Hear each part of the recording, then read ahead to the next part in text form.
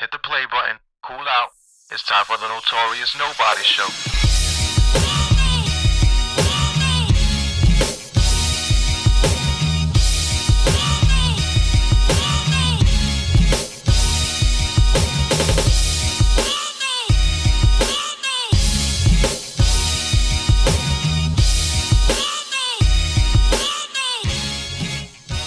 As far as that thing with the show or whatever, it was just like it came out spurt out of nowhere with me and the lady, and I don't know. I feel like I just continue to evolve it over or whatever, and I'm like, should I start over? Should I change the name or whatever? But no, I might as well just keep it going. No, I mean, it. What I've learned is that doing shows like that, like, because I do every Tuesday nights 10:30 to 11:30. Sometimes it goes even further. What I've learned over the past 23, 24, like, I think this would be like episode 25 coming up. The consistency, it's no longer, oh, I forgot I have to do this. It's more like a routine, like same way that you come back from work, you take a shower, or you go to the bathroom, you wash your hands. It is just routine now, you know? So as you're going along, you're just like, all right, cool. And then you're also like picking apart. Like what I find myself doing over the past few months is I've been really trying to identify what can I do to make this better, make this more interesting. Who is like, should I bring in guests? Should I add music to it? And I guess in this point, doing it on Instagram is more experimental. For when the real show begins, we have what we have. And yeah, that's exactly what I'm trying to do over here. It's like kind of a practice run, you know what I'm saying? Little four or five episodes, and then and move it around. Basically, but I see you on Instagram doing that heavy drawing work. I see you bringing people as it is. So that's exactly, you know what I'm saying? In which we definitely have to have you on, because I wanted to ask you. Before you even asked me to come in this show, I was like, all right, let me ask him if he wants to do a show. And then all of a sudden I see a message. It's like, yo, yeah. He's like, you beat me to it. I was like, fuck. All right, cool. Yeah, I'm fit. Because like we had good times back then. And so now, like, moving on, everything is done. And like I think it was just meant to be. How everything went down was meant to be, because it was just weird how everything went. Like, if I showed you if like, one of these days we have to talk outside of there, and off the air. Off here, and then I'll tell you my perspective on it. You tell me yours, and Mark could tell me his, and I'll tell you right now, this shit is wild. but other than that, man, I'm glad that you're doing this show, because more people, like, I'm always into listening to podcasts as I'm drawing. That's the only reason why I got into this sort of thing, like trying to do like live shows and podcasting, sort of like that. So like getting to see other artists channel in that, like, I'm like, all right, cool, I'm not alone, because I love to listen to talk radio, as much as I don't speak to people. It's crazy. Yeah, that's exactly one of my weak points, bro. But the thing is, like, it's funny because, like, the whole past year, I wasn't exactly into the I knew about the whole platform, or right, but I just wasn't into it like that. I guess I got into a lot of other things during the whole pandemic, but podcasts being one of those. And I'm like, wouldn't it be great if I could first of all gather the nerve, and what I'm saying, because speaking in front of people wasn't exactly one of my strong suits, so right. wouldn't it be great if I could get a group of artists or whoever willing to come on board. Um, I wanted to expand past just artists, visual artists, bring out some music artists as I have already. But what I'm saying, I wanted to focus on, what I'm saying, the whoever obviously I'm bringing on, and then the art, what they bring forth. Obviously, that's just what the whole priority is when you podcast, man. Make the guys shine, right? Right. But I was like, why not? Why not jump on it? Um, the whole thing. I don't know. It's weird with the whole podcasting. Going back to that, what happened last year is I don't like a lot of people tune into it too, man. It's a real Yeah. big growing platform too, and I urge you to get into it too. And I see that you were set up with a mic as well. On another note, Yeah. I recently bought a Yeti, and yeah, I was just like, oh my god, this sounds so crisp. This is awesome. I want it, and that's the sort of thing I wanted to do. I wanted to do like streaming and like stream draw and Twitch and Patreon and stuff. But slowly but surely, I'm like, what I'm trying to do is just fail forward before I get into the big show. That's like pretty much my MO for a lot of things, even especially drawing. So I'm just gonna move myself ahead and like get all the uhs and the and you know what I mean? Because I do it all the time. Like, I've been coaching myself. I let Jodi listen to like, even though like we're right next to each other the whole time, and she'll tell me like, stop trying to sound smart. You are smart, but stop trying to sound smart. Just say the thing, do the thing. that's Don't perfect. worry about it. Yeah. That is So too perfect. yeah, like, and even though I get upset because it's frustrating, I've always had a speaking problem Mhm. all of my life. You know what I mean? Like, being 5 years old, being sent to speech education because you have a list, and then trying to overcome that list, and by practicing over and over again, putting Cheerios at the roof of your tongue and keeping it there as you say certain words, and becoming determined enough. That's like one of my adversaries, actually. Like, I mean, everybody goes through a challenge, from growing up. That's how they learn, and that's who they become, but then I realized that, yeah, I may have a face for radio. so so that means I have a voice for radio.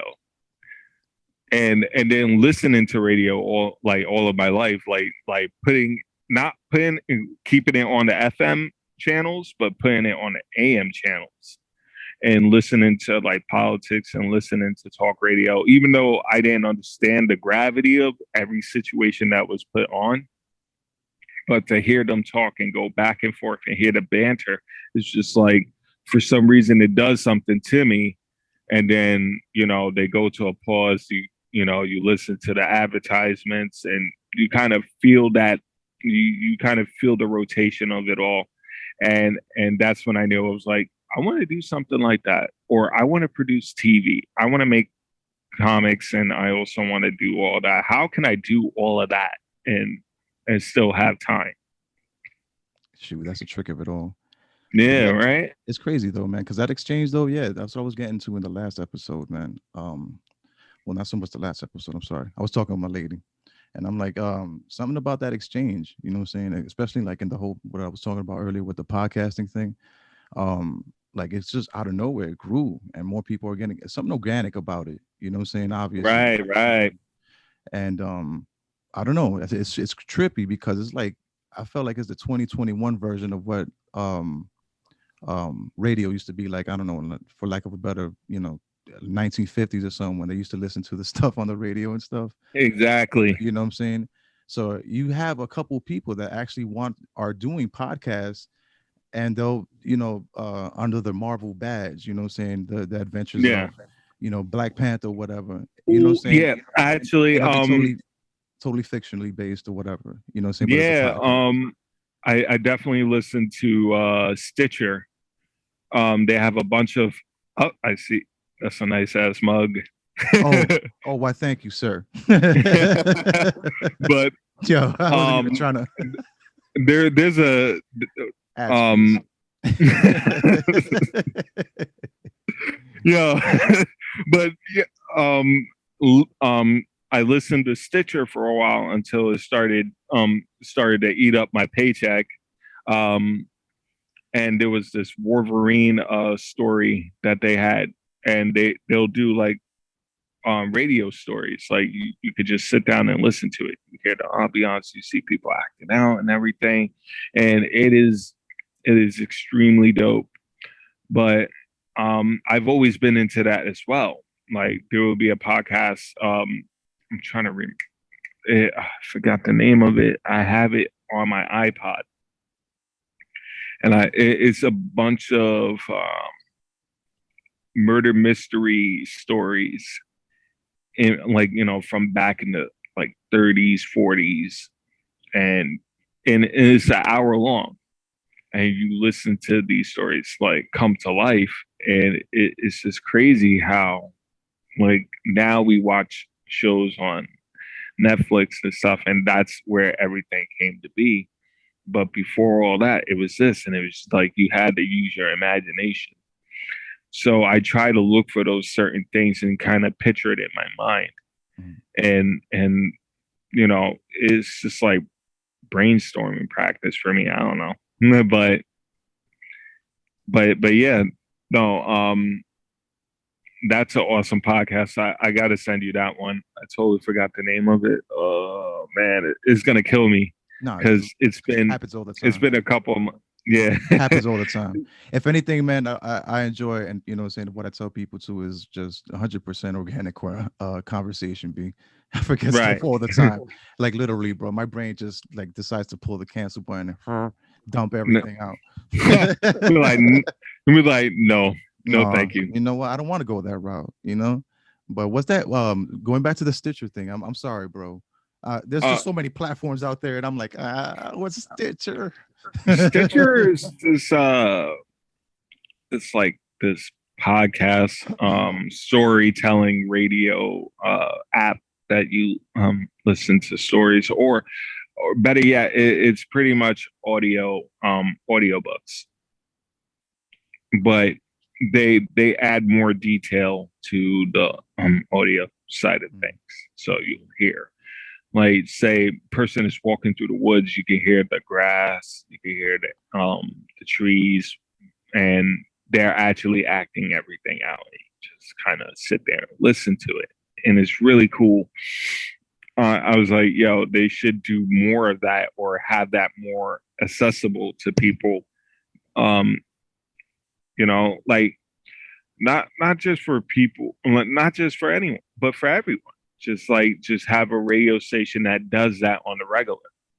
That'd be crazy. That back. To bring that back, why not? There's so much about. There's so much else going on out there. I never thought like vinyl, what I'm saying, for example, would come back. Right. And that came back huge, man. That was like a big thing. Everybody's collecting again. And I got a bunch of 45s in my room right now. And it's in a bag stacked up. Like, it's crazy. I don't know what to do with it because I have a player. I don't have a player. So I don't have a player. It's just there, but it's all a bunch of vintage stuff that, like, we picked up, and it was really cool to have him. My uncle, he's a big collector, and not only a collector, but he's a DJ, or he did DJing. And I guess somewhere around like 2 years ago, when we got all this stuff, I was like, I'm going to bring this to you. He was like, cool, bring it to me. He sold all of his equipment. I was like, what the entire fuck? Like, why do I even have these? Like, I can't do it no more with you. It's deep. It's the deep collection. It's not that deep. Oh, but I picked up ones that were definitely something to listen to. Yeah. Something to look at. Maybe they might have some type of value if needs say, but it doesn't have like the proper casing. They're stacked, but they're carefully stacked. Take care of them. Shoot, you don't know what you Yeah. got there. Yeah. Exactly. Yeah. That's gold, man, for a beat maker. You know what I'm saying? To Yeah. come across that obscure sample. That's That's what I'm I don't know if you're talking into about. beat making. Yeah. No, I'm definitely into beat making. I'm for real? definitely into, yeah. I'm, my brother, he owns his own record studio, Hit City Records, and also he has a bunch of engineers, and I've been in and out of the studio life for a while, just being like a wallflower, listening to them, make beats and spit and so on and so forth. So like hip hop is a big influence in my life. And but matter of fact, I've been listening to music's just been like a big influence in my life, period. So being able to like watch Jodi do her music, it kind of scratches that itch for me, one in many different ways, like just watching them work, and like they're like the engineer is always quiet, and the producer is behind them, they're all listening, they're like what, like just trying to figure out the piece to the puzzle.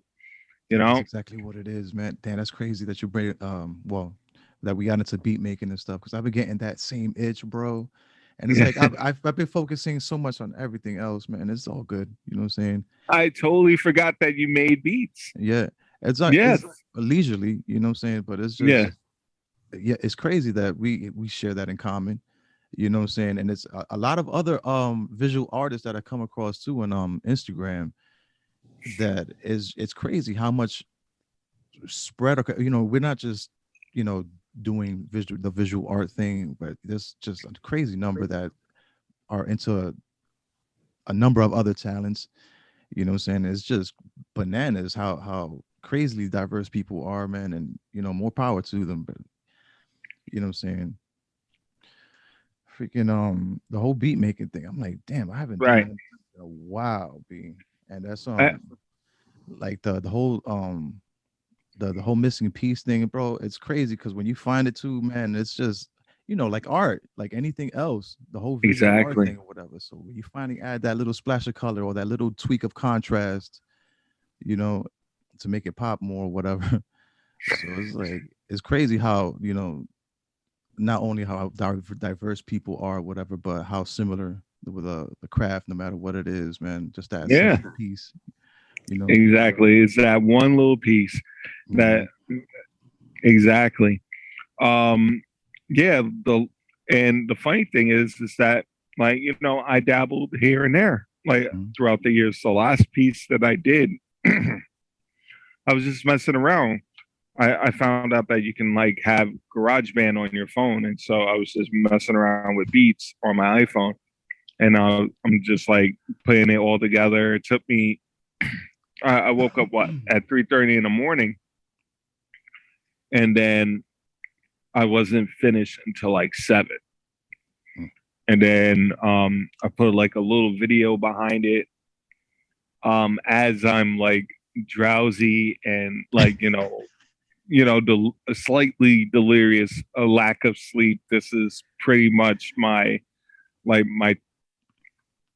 don't even know, but I made like this like indie movie type, like zoom in onto like this little sunflower in the corner of the project building.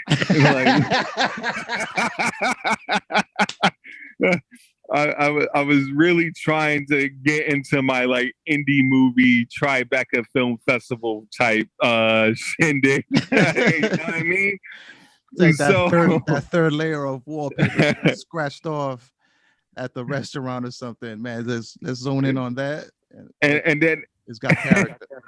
and then to be even more eccentric, do the voice.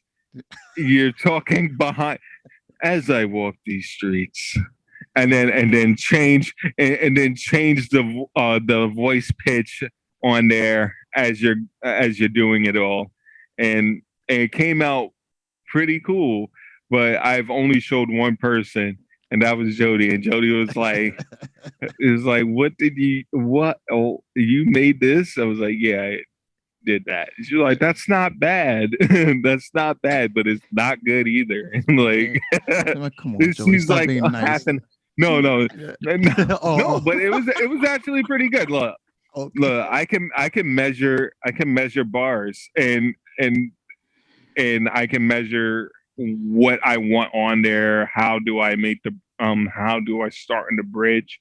Like, so I've learned how to do that without being taught how to do that directly. So it was just an indirect learn. Like, if all you knew how to change, like you saw your family change car tires, right? Mm-hmm. Like, say like somebody in your family was changing car tires all their life, and one day you needed to change a car tire, and you just did it. It's as simple as that. Like that's how involved I was, like, being a wallflower in the music studio since maybe 11 years old. I was like, I want to be as cool as Lil Bow Wow, and I want to rap I want to rap better than him. And I started writing bars, and I had a notebook, and I'm looking, like, people teaching me how to mess around with 808s and keyboards, and telling me what are these certain squiggly line things on the screen. How do you exchange the pitch? How do you pull? How do you break a beat? How do you count on the metronome? Mm-hmm. And I would listen to a metronome back and forth over and over again, to the point where I now am a metronome. And it's so weird. No, but it counts for something, bro. Trust. Yeah. It's like what I was going to say about that little piece of music, or whatever, man. It has its place. Trust. Especially, yes. Someone will buy that off to you, as an exclusive, yo. I want to put that on my little YouTube advertisement or something, man. You never know. Yeah, like, so I would mess around with like the little apps on the iPad, and I'll just like sample sounds, let it run through, let the TV play, and take snippets of what I've heard that was like kind of I guess that stuck out to me the most, and then I'll start working on beats. But I would never save them, because I always think they're like horrible. Does that happen to you? Yes, of course, my dude. That's actually one of my talking points, bro. And I love everything that receives just flowing, because we're touching on a lot. And that part that I was like, yo, I'll let you know when I'll edit it out, bro. I think we crossed that, we crossed that part already, bro. Yeah. But yeah, man, of course that happens. There's so much work that I've disposed of, man, that I wish I would have kept. Whether it's music, art, whatever, especially since I was a kid and stuff, man, just to see how a person, develops. Right. And yeah, I was, trust, man. I think that's the artist, the plight of every artist, man, is just, I'm literally fighting to hold on to work still to this day. Like, right. I don't like it. Away with you. Yep, gone. And that happens plenty of times, bro. But I wish I would have held on to a lot, man. I really wish I would have did, man. But yeah, going the whole music thing, bro. I wanted to ask you too. Well, not really ask you, just mention just being present, man. Like in the lab, man, in the studio, man. It really counts for a lot, man. Yeah, no. I was just gonna say, just being present. That's basically how I learned.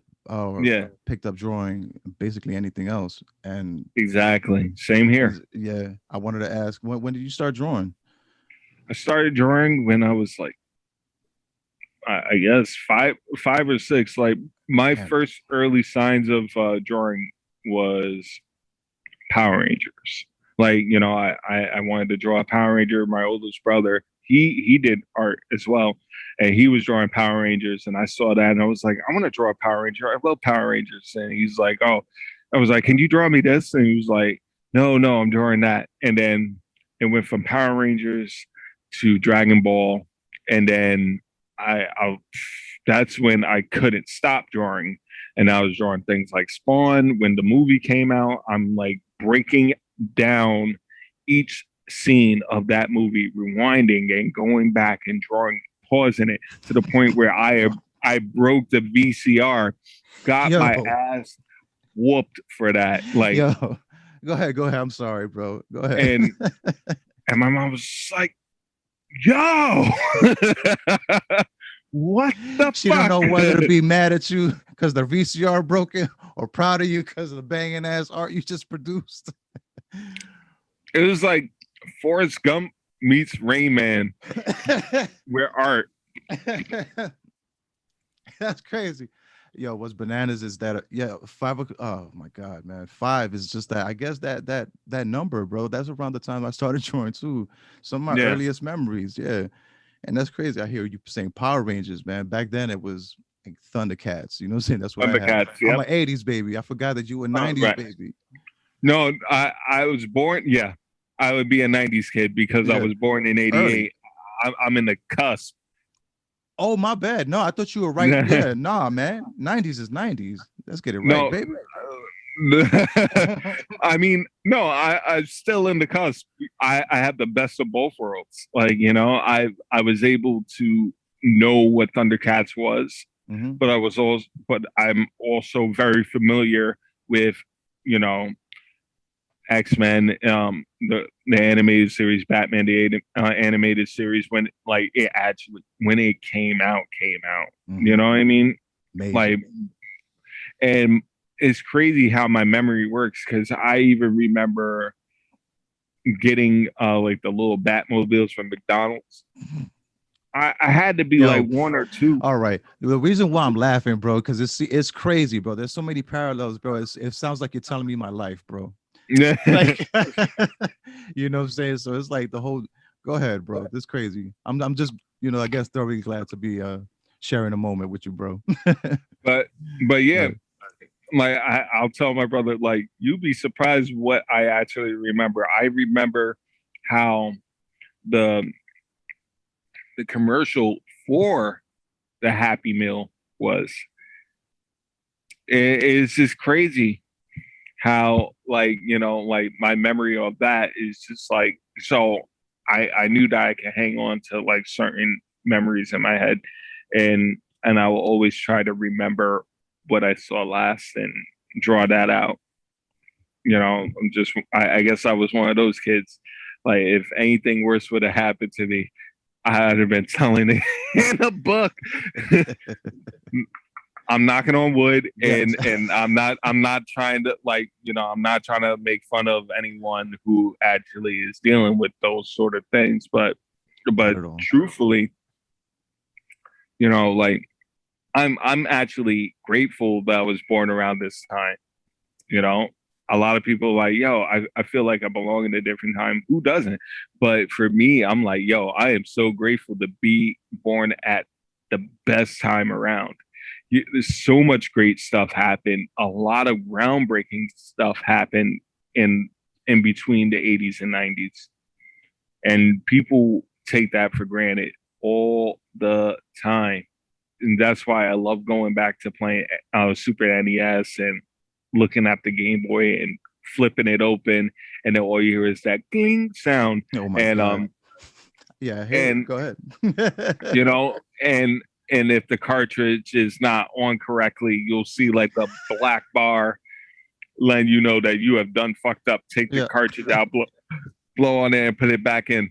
You know, like, that's, you know, that's our era, and I think that's like the best part. You know, that's how I get my kicks, man. For real. That's dope, man. You said the cusp, man. But man, when you get older, bro, you're gonna be like, yeah, I want to shave those 2 years off. I don't want to. No. I started. Oh, go ahead. No, no, no. I was just gonna say, like, being proud of like any age, you should, what I'm saying. I think is we should be proud of any age. It's like, when was the last time you heard somebody born in an age like, damn, I was born in the 60s or something, and ain't nothing happened, It's like there's always something happened, really. I But mean, I totally get your point, man, because there was a lot of stuff that, a lot of crazy ass groundbreaking stuff that I consider groundbreaking, and it's like when I first laid my eyes on a issue of X-Men or something, mhm. and it was like, man, this is that jam, you know what I'm saying? Yes, it And is. you start learning the history of the comics and how long they've been around. It's like, you obviously, when you get older, you really learn how there's nothing new under the sun, et cetera, et cetera. But Right. man, you know, I think being born and existing is great, man. Not to be on some hippie, saying kumbaya thing, whatever, man. But that it's crazy even more because I don't know what it is about our generation, man, but we have like this connection, and it's not just because nostalgia or whatever, but our memories. And I don't know if it's just on anybody else, out there. Obviously, there's tons of people that's gonna be like, oh yeah, I could recall a memory real vividly. I could tell you the smell and such and such. But it's like, yeah, when you say like, my God, it's like what I was telling you earlier about like how you're telling my life. I remember quite a bit, man, of family memories or whatever and commercials, and it's like, yo, why is my mind bogged with all this shit? Right. Where's the recycle bin on this? But you asked me about something that happened last week or whatever. You know what I'm saying? It's Yeah. No. Like, because I realize once you anything the first time of anything, you're gonna always remember. Like you always remember. You'll remember the first time that you tried out something that significant. Like, you may not remember the first time you had pizza, but you remember your first pizza shop that you frequent. You get what I'm saying? Like, you may not remember your first video. You may not remember your first video game system, or some people do. A lot of people do. Or better yet, you may not remember your first game, the first game that you actually played, but you'll definitely remember the first oh man, console. you're telling the wrong dude. I remember all that, bro. I can um, tell you Atari 2600. The first game I played was Kangaroo. Let me stop. Kangaroo, Yeah, really? yeah. I, I I actually have a Atari. I think it's. I don't think I brought it here, but I have it, and my brother, he does like basement cleaning, and no, was it? Yeah, it was my brother. Yes, he did basement cleaning, and on my 25th birthday, he was just like, "Yo, I found this, and I know you collect now, so you don't have to search for it." Which has Atari, all the controllers for racing, Pong, everything, you name it. And then it's a slot full of games, including a copy of ET. Oh God. Yo. And I am never selling it. Yo. He says that like it's the greatest thing. Yo, that shit was the most confusing thing for me ever. ET was horrible. ET It was, was. but they buried it. Did you see that Yo. documentary? No, they bought they manufactured so many copies of that shit, and then Yo, they buried it somewhere. yo, it's like, thank God for the internet to confirm things like this, man, because I would have never believed it otherwise, man. But A game so bad you had to bury it. You paid more. Like, you lost money making it, and you lost even more money burying it. And there was so many fucking units on there. that they didn't sell. Yeah, and geez, and in my head, watching this documentary and just looking back when I first saw it, I was like, damn, if I ever make a comic, I really hope this is not, this is This ain't not. And I really hope I don't have to do that, where I make so many copies that I lost money making it, and then I lose money, even more money, burying it. Damn. I couldn't imagine such a thing like that, man. And you know what? but then again, I'm also glad because now it is a treasure. Mm. It's a national treasure. No way. I don't think anyone knows where they actually buried it. Um if it's if they took it out, I don't know. Yeah, But actually, there is. I think there's a video on YouTube about them actually doing the whole excavation. Yo, yeah, the excavate. Oh man. yo, legit. Yeah, it's no wonder why like stuff is just crazily, thought out, and I guess you have your team of consultants or whatever, and the production team or whatever, and everything's so massively Right, right. overly thought. It gotta be success, man. Nobody Hey, wants to do that. yeah, nobody that is a nightmare. Like, nobody wants to deal with that. But then but also that caused a little bit of fear within me, like maybe I shouldn't go through with this. And then I'm like, yo, fuck it. If it's bad, they have to read it once. All they have to do is read it once. Right. Or just pass it So on. like, I'm kind of it. I mean, even movies that are so terrible, they get noticed. Either they get noticed to be the worst or they get noticed to be the best. For You real. know, nobody likes to be stuck in the middle or in limbo. Like, I think that's worse, right? Yeah. Like, Dude, like freaking art, man, it's just subjective, man. One movie that you consider to be the best is gonna be, somebody yeah, else might think crazy. Otherwise, whatever what it is, man. To each their and own and everything. exactly. So that's why, That is bad though. yeah, it. Like I love terrible movies sometimes. So like, yo, this plot is horrible, but if it made me laugh, it made me like emote to it Oh in my some sort god. of way, then I will enjoy it. Yeah, dude. I heard y'all going off on Instagram Live about the whole Mortal Oh, Kombat thing. oh man, yeah, That's an no, episode right there. yeah, oh man, I forgot the title. Yeah, it's getting cold in here. Yo, clowns. Clowns. And it's like, man, this movie here, this franchise never. I just feel like it will have its day, whatever, man. But it was like, yo, I'll be truthfully and honest, straight up, man. There's just some things I won't see, man. And I see it coming from a mile away. I'm like, yo, that's not for me. So I went into the Instagram live that y'all were talking, whatever. And I'm just like literally posting nonsense.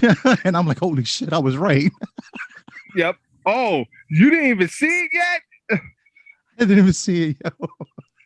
Oh man. And that's just the way my mind works sometimes, man. I'm like, damn, I don't have to be a grump about it or whatever and shit about everything that comes out or whatever. But damn, bro, it's just I guess the level and point that Hollywood, got it down to a science almost. Like I guess a level of predictability and cheesy is good, Right. but it's like tipping the scales like to anything, man. You fucking with the recipe, man. And I don't think they haven't got it down right with that. You know what I'm saying? Yes, yeah. And I saw it like in the trailers. I'm like, okay, there's certain things that look cool, but I heard from you guys there's just a lot wasn't done I, justice. right. You I, know? I feel like I feel like just because you're professional at a certain thing doesn't mean that you're going to care about every project that you step on. Like, I'm the same way when it comes to commissions sometimes.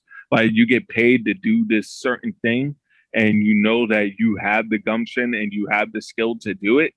You may not care for it as much because it doesn't give you that spark, right? So so pretty much, what in my head, how a cash grab would work is to get a IP, get get a franchise that is popular for millions, and say, okay, get a bunch of people on the team who are kind of half and half. They're very skillful at telling the story, but this is not the story that they're passionate about. Everybody has a passion project. and you can tell who is not passionate about what. Like you can tell by the costumes. You're just here. You're just getting paid. This is pretty much work. But like for example, Mortal Kombat. Oh well, this year's Mortal Kombat versus Machinima's Mortal Kombat Legacy. Did you watch that? No, I didn't. Sorry. Watch that. Yeah. It's a great series, 2 seasons, and you will not be disappointed. And you could tell which one has the most passion. They're sticking to the stick. Wait, what's the name of that one though? Legacy. Legacy. I've heard of it actually. It's on YouTube. And I heard a lot more dedication and went into that. Right. So it's the same thing with the Street Fighter movies. Cash grab. Why? Because Street Fighter was a big franchise back in the day. They tried doing other live action movies like the Rise of Chun-Li, the story of Chun-Li, whatever about Chun-Li, and it just like nobody cared. And we all knew because it wasn't all Street Fighter, you know? Right. And you just kind of knew what to avoid, like you said before. But if you see the passion projects, which once again, YouTube, Machinima, Street Fighter, Assassin's Fist, like crazy title. They could have just called it alpha, like pre-alpha. Nah. Or, you know, I think the Street Fighter fans, especially in particular, had enough with the long titles or whatever. Maybe they're just really trying to find a way to obviously set it apart. Right. But like maybe that ain't like they like prelude to Street Fighter Zero, aka Alpha, -1. I would have taken Street Fighter -1. I could have we're going integers, bro. but yeah, man. Assassin's Fist was amazing. It was an amazing series, and they put in what they could with like money and so on and so forth, and everybody looked cool. There was way too many 80s fighting montages for me, but at the same time, I also love Best of the Best. You know?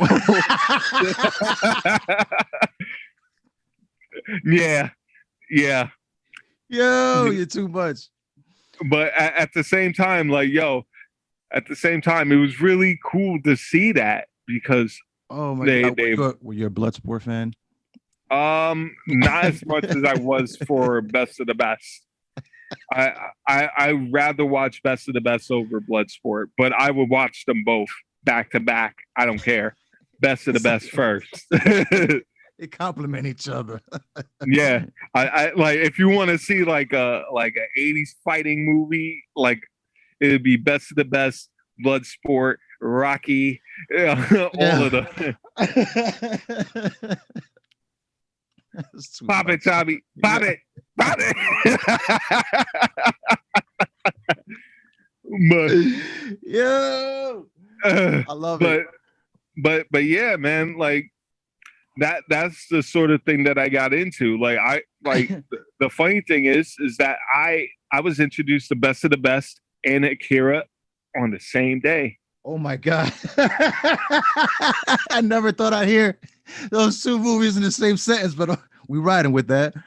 Yeah, like my God. That my brother came back home from his friend's house and he had a VHS tape and he was like, yo, I got two of the best movies on this one tape.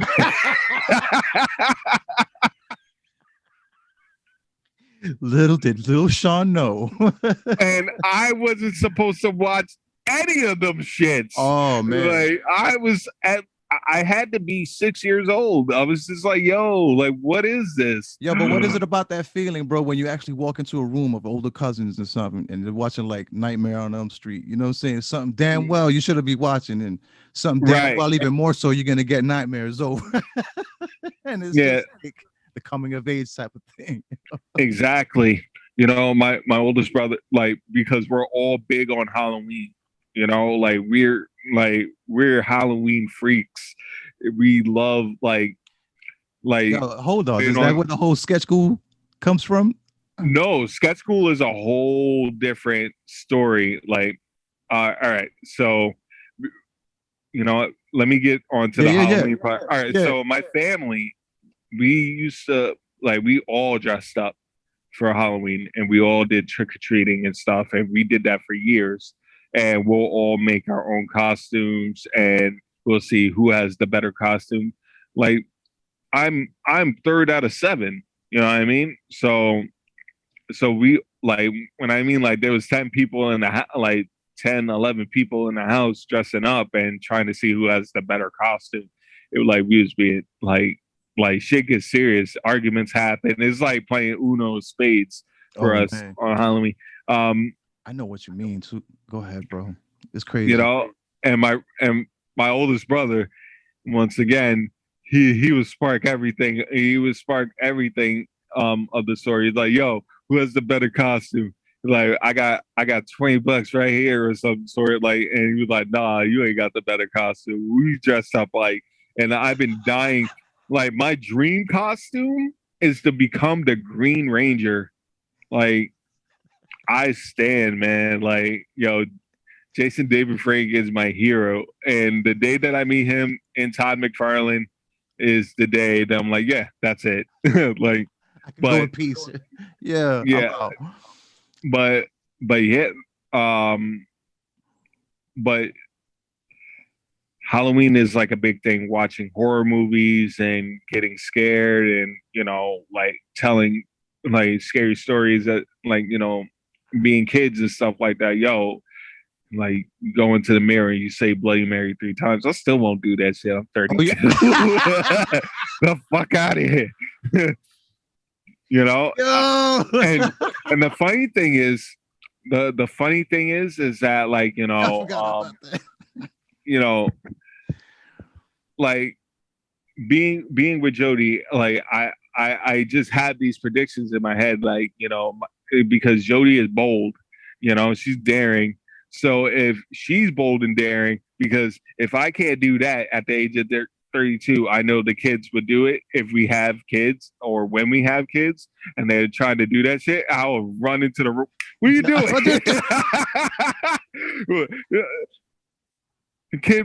Our kid would be at Bloody Mary 2.5, and I'm like, no.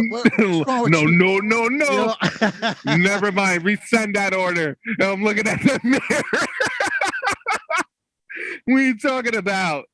Get the fuck out of here with that. We will not be doing that in this house. Oh my God. But to move on from that, how I got sketch school was like 8 to 7 years ago. And I started drawing again. And I, to the point where 6 to 7 years ago, and I always wanted to draw and make comics. So I was working on that, and, you know, and I would spend hours after work drawing, and I would have like this table, this chair. It was a wooden chair as a table, and this bed and breakfast easel or computer lap thing. I still have the shit, but I would have that, and I would draw on that, thinking that it was a draft table. I couldn't afford it. I just moved out of the house. I'm 20-something years old. I think I know a thing or two because I've seen a thing or two, you know. But the whole thing was, yo, all right, I'm gonna do this, and I'm hunched over, like, on my 5th hour. It is 3 a.m, and I'm like falling asleep, and I'm just nodding off, but I'm still awake, and I just have like this like very dull glare, and I was like, I'm sketching, but I'm hunched over, and I kind of look ghoulish, and then sandwich them two things together. Yep, sketch school, and then And then when I told my ex, she was like, "That's stupid. Don't ever do it." She was like, I think you need more work on that. I was like, okay.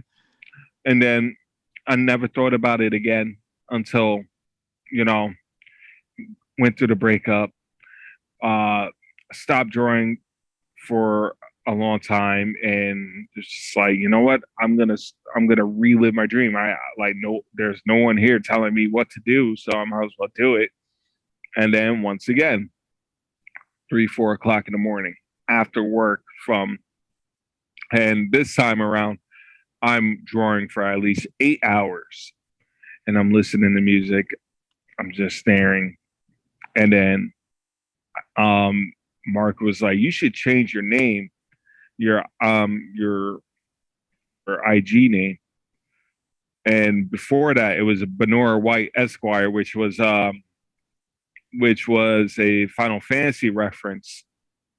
Benora White was Final Fantasy VII. Benora Crisis Core. Oh, see, I didn't get into that one. Pardon. Benora. I was like, oh no, I know part 7, bro. All right, there. Crisis Core was pretty much a great, like, that was the one on the PSP, right? Yeah, like if you had, like, just watch cutscenes and you'll understand, or even look up Benora White, Banora White, and that's the real name for a dumb apple, which is an apple that grows in the winter instead of like the summer. And it's like bluish white, and it grows on, like, instead of like it's a tree, but it's like kind of viney. It is weird looking, and so I called myself Benora White because it was like, yeah, I'm a bit of a dumb apple, I guess, and you know, and it was also a name to hide myself from, like, you know how you go through a breakup and you just want to hide, you just want to bury yourself, you know? Yes. Yeah. Like kind of cocoon yourself. I'm not gonna front on you. I'm gonna tell like how it is, bro. I like sketch school, Shawn. Yeah. Nah. So tell me about freaking burying yourself, though, man. Yeah, that's kind of like the approach. I was telling Mark the other day. I say the other day, man, but in reality, it's like probably going like three weeks. But I was telling them, yeah, that was the whole idea behind the 7-star thing, and even, you know what I'm saying, the profile picture, you know, yeah, the cartoon, whatever. It's like, it's weird, man. What people do, especially me, myself, personally speaking. There's only so much I was willing to give, you know what I'm saying, to the public. Yeah. So yeah, but yeah, sketch school, bro, rocket. Yeah, exactly. So when Mark asked me, he's like, "Yo." No, he was just like, "Yo, you should change your name." You know you how do that Mark really is. well. You do that really like, well.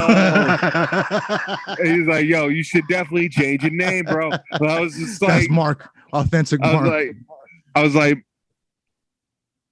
"Sketch school," and he was just like, "What?" He was like, "What?" He was like, "Bro, that's weird." I was just like, it was yeah, perfect, I know, man. Because a lot of what goes on in especially social media, it's like these crazy, you know, compound freaking random ass words mushed up together, man. Yo, I found, I don't know if it's YouTube, man, but it's a animator that just animates the most weirdest freaking shit, man. And anyway, it's Meat Canyon. Yeah. Like, what the fuck is Meat Canyon? Meat Canyon sounds a whole lot different. You know what I'm saying? He's like, whoa, like, what is that? It's like, well, we're talking about what meat and what kind of gap is this canyon? Yeah, like it sounds very abrasive. Not even abstract, abrasive. You know what's abstract? A name that's abstract, but this dude is fucking amazing. Action Hank's beard. Wow. That's a name. That's prestigious as fuck. What do you say to that? First off, I love Action Hank, and yo, that's bars on bars on bars. Because if you watch that episode of Dexter's Laboratory, you would only understand how great of a name that is. Yeah. Action Hank Speared is like so strong and rugged, and whoever's watching this right now is probably like, yo, he knows. But and whoever doesn't know, just like go on HBO Max and watch that episode. Action Hank Speared is a dope ass name, and who other than that artist to be Action Hank Speared, because that art that he produces fucking fantastic, you know. 7-star, like, you know, like our names are cool too, but Action Hank's Beard, now that's the name. That's a name for you. but yeah, and I probably already asked you why 7-star. Oh my God! But I'm gonna ask again, why? What is it? Whoa, you're taking me back right now, because I actually got stuck with it nowadays. I was trying to change it to just, just Chaz, something that doesn't involve the whole 7 thing or whatever, and I just stuck with it. But anyways, going back to like 2016 when I started frequenting Instagram more or whatever, I was like, I'm just gonna get serious with my art, whatever.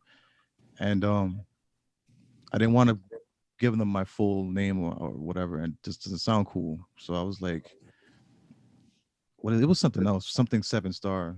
And Right. so anyways, the name came about, and I'm like, I don't want it to sound like it's all about me or celebrity and star or whatever. I was, I made it more like shining like the sun or something, you know what I'm saying? Or Yeah. it involves the whole couple like religious beliefs or something. I forgot exactly, man. And I was just holding in a different state of mind. Because I was thinking Dragon Ball. Yeah, there's a couple things, yeah, that coincidentally, yeah. I didn't base it off of that or anything, but it was what is it? There's a couple of religions that see the number 7 as something sacred. So it's a couple of things, man. I just don't have that Right. like information. Like, it's more something that I got stuck with, because and it's weird. It's weird. Like most of like my art friends, they have like numbered names, right? And I knew a kid named 12. I know a guy named 5. I know you as 7-star. I know a 13. 13 arts or some sort.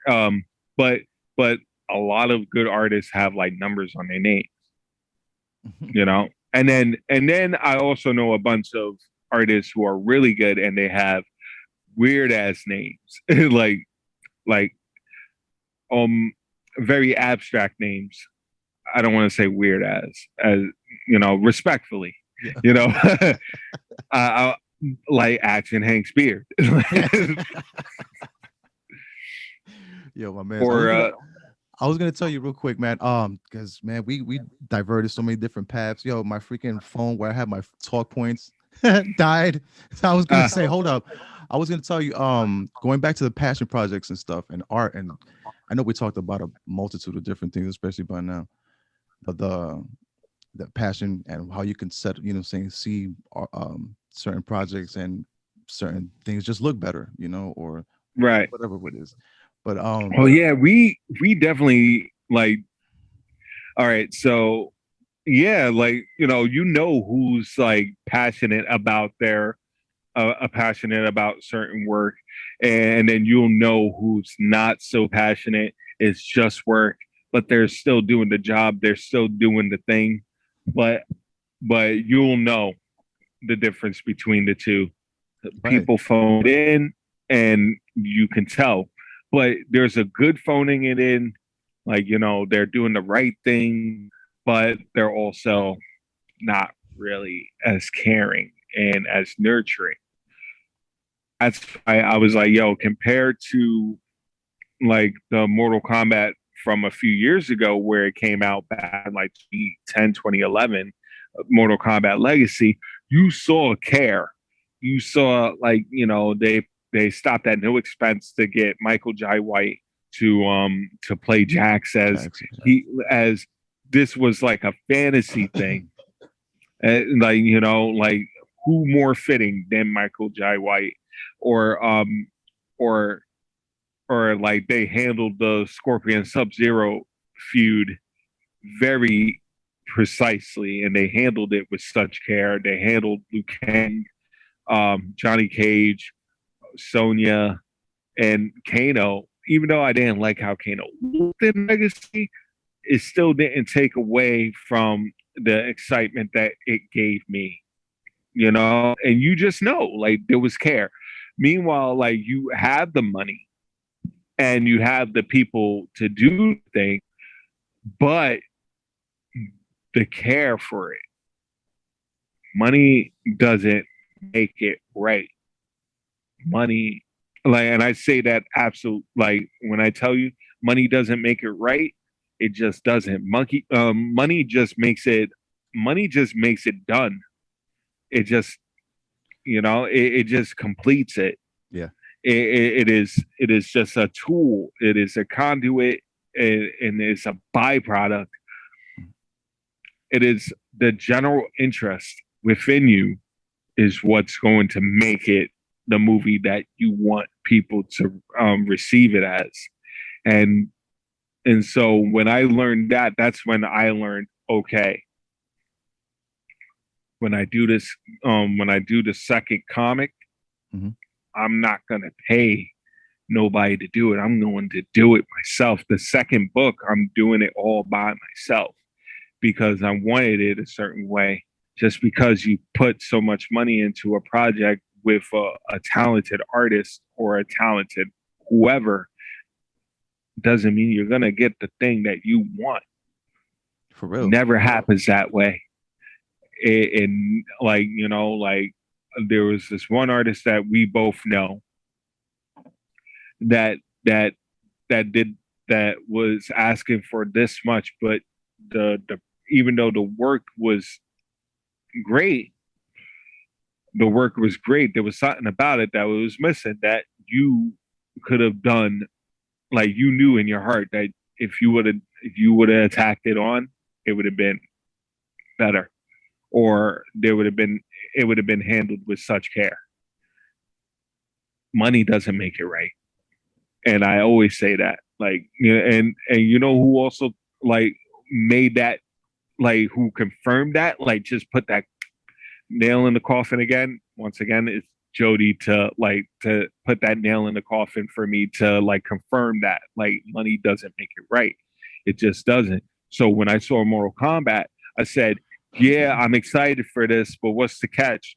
And then Cole Young was the catch, and then I said, stop it. Like, I'm done. Cole Young. It got Cole in here, and it had nothing to do with Sub-Zero. Too perfect. Yo, but we all, yeah, man, you couldn't have said it better, B. Yeah. Goddamn, we all know that, you know, money being the grand motivator, you know how the saying goes and everything, man. But, you know, it's a means to a purpose, you know what I'm saying? The conduit. But it's like this, I guess with everything, brothers, it involves a balance, you know what I'm saying? You want to get people motivated, but just not just obviously just get the job done. You want to get like-minded people, like what you've been doing, Right. And it's not about just getting the job done, man. It's, we all do want to do what we love, you know what I'm saying? And obviously at the end of the day, get our bills paid.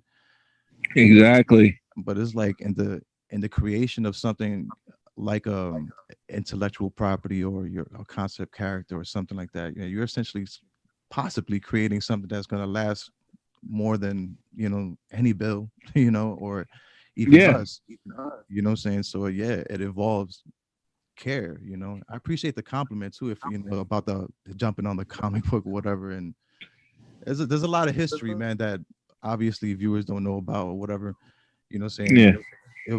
I'm not trying to say, or I'm not trying to by all means like cut it short or anything, but that's, you know, always open to discussion, whatever.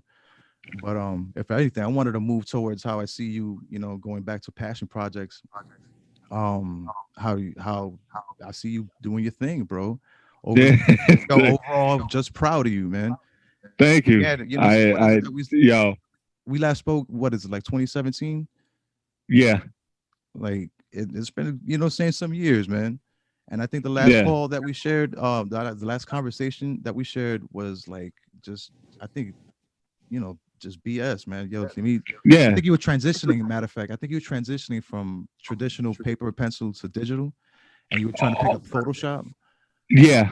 I was trying to pick up Photoshop, and I still picked up like a little bit of it, Yeah. but once I got to Procreate, that's it. It was just like, oh, all right. I just got this. I just got. Oh, okay. I just heard some great news. But yeah, I was getting into Photoshop, and I was like, you know what? I got to find a better way. And Jodi brought an iPad back in like 2018, no, 2019, I think 2018. And she was just like, yeah, like I got Procreate and so on and so forth. I was like, let me try that. It was really good, and I loved it. It was simple, the simplicity of it. And then, I had a like, you know what? To be honest, like, I had an editor for Divided District when I first started, and then he couldn't stand me because I am a bit of a wild horse. I will turn left if you trying to pull me right. Like I would find a way to go left, and like the whole thing was is that he was just like, oh, you can't use Procreate to make the cover or make comics because it doesn't have CMYK. And I was just like, watch me. So we did the cover for the first sampler, and it came out decent. It came out not even decent, but it came out better than what most people would expect from a program such as Procreate at the time. And then a year ago, Procreate evolved into like this comic CMYK because they saw a lot of illustrators, especially comic illustrators, making books out of their from their program. And it was like, it's CMYK, so it's a little more easier. Get this, so it's a little more easier, and they did it, and they've been answering people's requests ever since.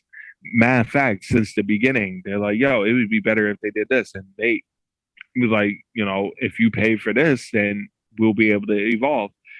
And it just keeps growing and growing and growing. So as soon as they had CMYK, I even announced it on Facebook. I was like, Procreate CMYK, I'm buying an iPad right now, because it was going to be XP Pen or a Wacom. But I didn't really, even though I had the money for it, it was like, it wasn't about room either. It was just accessibility. Right. I want to be able to travel with it. If I need to like work in between my day job, then I can do that. Like, because I don't have much time. I have 8 hours after work. And say if I sleep for an hour, and even during quarantine, it takes me an hour to like get into the shower, so I would come home, take a shower, I'll sit down, meditate, unwind. Half the time I'm not like, I would sit in the bathroom and just like kind of, I wouldn't even be doing anything. I'd just be like, just letting, you know what I mean? Just listening or even looking through the phone. Finally, like, after all the hours of not looking through the phone and just trying to catch up with everything. And then I'll take my shower. And then I'll be ready for work. Comic work or drawing work. And even then, say if I took a shower and then I just beeline to the bed and just fell asleep for 2 hours because I was exhausted with the quarantine, like, yeah, That's what happened to me sometimes. So I need to fit in. I need to get in where I fit in. So if say, all right, today is going to be a 4 a.m. day. I'm waking up 4 a.m. drawing until like I'm drawing from 4 to 5:30, and then I get dressed and then I head out to work for 7, and then come back home and then take a shower, go to the gym, come back from the gym, and then draw. Like there's a lot of beelines, and then you have life that get torpedoed. I don't want to say get thrown. Let's be real about it, because like, you know, in the blink of an eye, life just comes at you fast. So we're talking like, oh, we gotta go to Best Buy because of this, or we gotta go to Home Depot because of that, and that's gonna happen every now and then.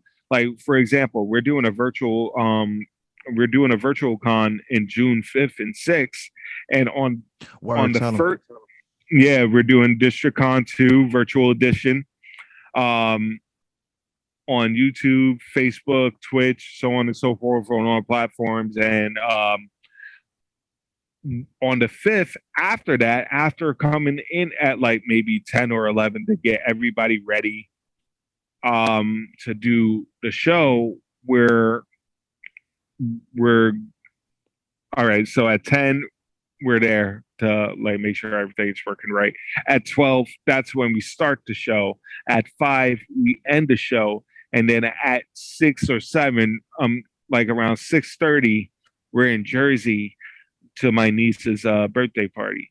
She turns 2, so you can't like not be there. You know, like that's an age. That's also an age that, like, you know, and everybody's going to be around, and you hardly are around because you're consumed to the art table. Yo, my problem was that when I used to, you know, do my thing, whatever at work, yo, my thing, I could not bring myself to a level to even draw. Like my hand would literally shake, you know, because Right. I would be some days like helping out in construction jobs in my younger days and stuff. And I'll be coming home and I would even go running, trying to tire myself out. And I'm like, I'm doing exactly the contrary. I'm supposed to be unwinding. Right. I'm like, man, maybe if I tire myself out a little bit, but it just never worked that way. So I got years went by, and just avoiding drawing, and I don't know. I never found that balance until I literally just slowed down. But yeah, that's something to be commended, man, because to find that peace of mind sometimes, man, to calm down, to get into art mode after all you did was just hustle, you know what I'm saying? It's something Exactly. to tap into that. No, go ahead. No, yeah. No, you're absolutely right. Like some people like will like, you know, they'll crumble like and fold under that pressure, where like, how should I put it? Like it's a moment in time where you have to make a decision on what you need to do, and you know you need to do it, and you feel it in your gut, right? Mm-hmm. And so like for me, I'm like, yo, I want to look good, you know, like fuck it, like I'm not doing it for health, I'm doing it for vanity. Like I want a Michael B body that, like, you know, I want to look like I can punch through a tank. So I started weightlifting, and you know, and I don't know, I don't know what I'm doing it for, but it's also to let out some steam and just do something other than drawing and keep your mind off of comics. So because even that could be a headache, especially when you're working with new people who are just starting to get into the game, and or trying to figure out something on your own. It's a oh wait. He's so like you got good news, man. And people you got just that face again, Shawn. My bad. What are you talking about? It's positive. No, it's good. It's great news. It's great news for you know, for my family, friends, relatives, and stuff. Oh, okay. Yeah. I'm sorry. I thought it was a whole Kickstarter thing, bro. Because I'm like, yo, Yo, my guy, going back to that, I'm like, yo, I felt I felt like my home team won, bro. I'm like, yo. It was crazy. It was crazy. Like, speaking of the Kickstarter, all right, so we did the virtual book release for Home and Worlds 1 and Uphoria issue 1, which we were supposed to do that last year, but COVID got in the way. It was supposed to be like a physical, like, you know, a face-to-face thing. And the group that funded us the money to make those books, we had to do certain things. And we had to do a release party of the project to get everyone to see. So even though COVID got into the way of things, they were like, you still got to do something. So we was just like, all right, can we do a virtual release party? And they was like, yeah, you can do it. Yes, you can. As long as, you know, as long as like the money is going somewhere and you're doing something with that money. So we said, fuck it, we're going to do that. And we're going to do a virtual con. And so that's how that began. Because the year before, we was like, we to introduce the Via District Studios, we did a convention. We made a convention for all different artists, dancers, singers, painters, inkers, colorists, pencilers, comic books, like anybody who was like an artist in some sort of form, sell their product and or showcase themselves. We had a show for that, and and Jodi was like, you know what, we'll do our own show, and we're gonna do it like this, and she already had the formula. So she was like, Shawn, you know, comic book artists. I was like, okay. And I just kind of like, once again, like, is like, she like, I guess she powerhoused it. And she was just like, she was the plug for that. And she was like, all you have to do is just put your plug in for certain things. And we both came together and like, boom. And that's what made DistrictCon. And so when we was going to do DistrictCon 2, it was going to be a big event. We got a grant for that as well. There was going to be fighting game tournaments. Hence why the design for DistrictCon 2 was definitely coined from the Marvel's Capcom 2 logo. Caught that. I was like, yeah, I was like, yo, we gotta do it like that. And she was like, why like that? Because it was like that in Marvel's Capcom 2. But anywho, I'm Let's like going through different. It matters, all right? It matters. Yeah, exactly. So I'm all right.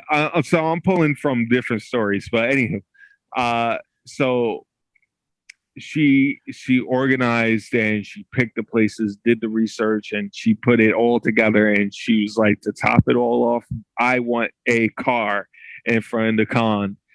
I want the DeLorean. And she got that DeLorean. Yeah, and I was like, yo, you wanted just a comic book company, and she got you an empire. She's helping you work into an empire. It is crazy how things are coming along. So when we started, I said, let's do a Kickstarter this time around, because we don't really want to go through the hustle and bustle of trying to do another grant for a bunch of books, and like, who knows, like, maybe we will get it, maybe we will be funded, or maybe not, but let's try something different. Let's have the market decide whether we are chosen. And the market spoken. People from years that I haven't. It was just a little meat either, man. That funding came in like, how? Yeah, exactly. It kicked down, like, it was only 25 hours. So the first half of the day. And just for everyone else, man, he's not boasting. You know, No. The first half of the day, like after we launched it, like within 5 or 6 hours, we were halfway there. And then it slowly trickled a little bit, and then the full 24 hours happened. And then the first hour of the second day happened, came around, and then all of a sudden I hear a notification on my phone, and I jumped, like my soul jumped out of my body, and then my body followed. And then I was like, babe, we just made our goal. She's like, what? How? He's like, we just made our fucking goals. You lied. I was like, no, we fucking did. It sounded like we was yelling, and like, you know, her family's upstairs. So like she probably heard it outside. So we were getting into an argument. And I'm just screaming.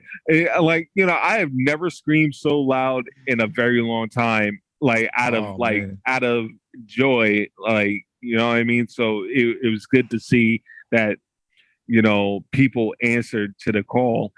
And then I get a phone call from the person and he shelled out $1,500. Wow. He said, listen, I know you're doing your thing, and we haven't spoken to each other for years, and we haven't seen each other in years, and we haven't really talking to each other in months. But I just want to let you know that I support everything that you do, and I say this to this day. I have tatted in my arm. He told me not to tell anybody who he was, but he is a very close friend of the family. That's all I would say. And he was just like, yo, I believe in you, and I want this to happen for you. And so it was crazy that somebody would put their neck out there for you. There are people who will put their neck out there for you, but there's under a lot of conditions, or just one big condition. Mm-hmm. But this person just said, because I know that you can do it. And I want to make sure, and I want to put that nail in the coffin. I want you to have this thing, because if it's not me, it was going to be someone else. And I want to make sure that it was me, because I believed in you ever since. And you know, and then from there, a lot of other people was just like, all right, cool. We're in, and it's continuing to grow. And now we're we just met our second stretch goal, which now the 14 the 4,500. I'm saying that's, oh my god. Yeah. So and now we're one. I would say 150%. Yeah. No. Now we're 153%. Yeah. And now, like, you know, dealing with what we have to do to make everything happen. We know where to, we're like, slowly but surely, as everything is going along, we're becoming a little more savvier about what should we do next, and what should come out next, because we're doing it all we're doing it all on the spot. We didn't expect to have these stretch goals right away, and then to have them, and to know how it feels to actually have a sure shot win it's actually breathtaking. And Jodi, she says, like, yo, why expect that? I mean, why not expect it? You know what I mean? You know, she was telling why not expect it? Why not expect it? Why be surprised? You put in a lot of work, you know, like, you know, she did a lot of work, and she knew that this was going to be it. As she was going along, she had no doubt in her body. Me, I can't say that I didn't have some doubts. I had I was skeptical of it, you know, like, you know, I was in there, you know, as you work, you gain more confidence, but there was a hint of unsureness, and it was smellable, you know what I mean? Mm. So, like, pretty much shout out to her, because she definitely like she'll put the courage in you if you don't got it.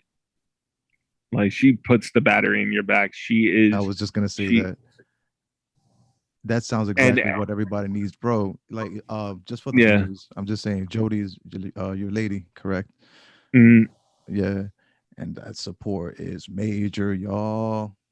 You know, it's bananas how y'all found each other, bro. And you yeah, guys are, you know, it's equal, not only equally like-minded, but you share the same interest in quite a bit, and sounds like a hell of a motivator. yeah. Like, we both push each other in different ways. Like, and I think personally that's been like, my motivator when I don't have motivation. When she doesn't have motivation, I'm like, excuse me, you're supposed to be doing the motivating. Or even my favorite thing is like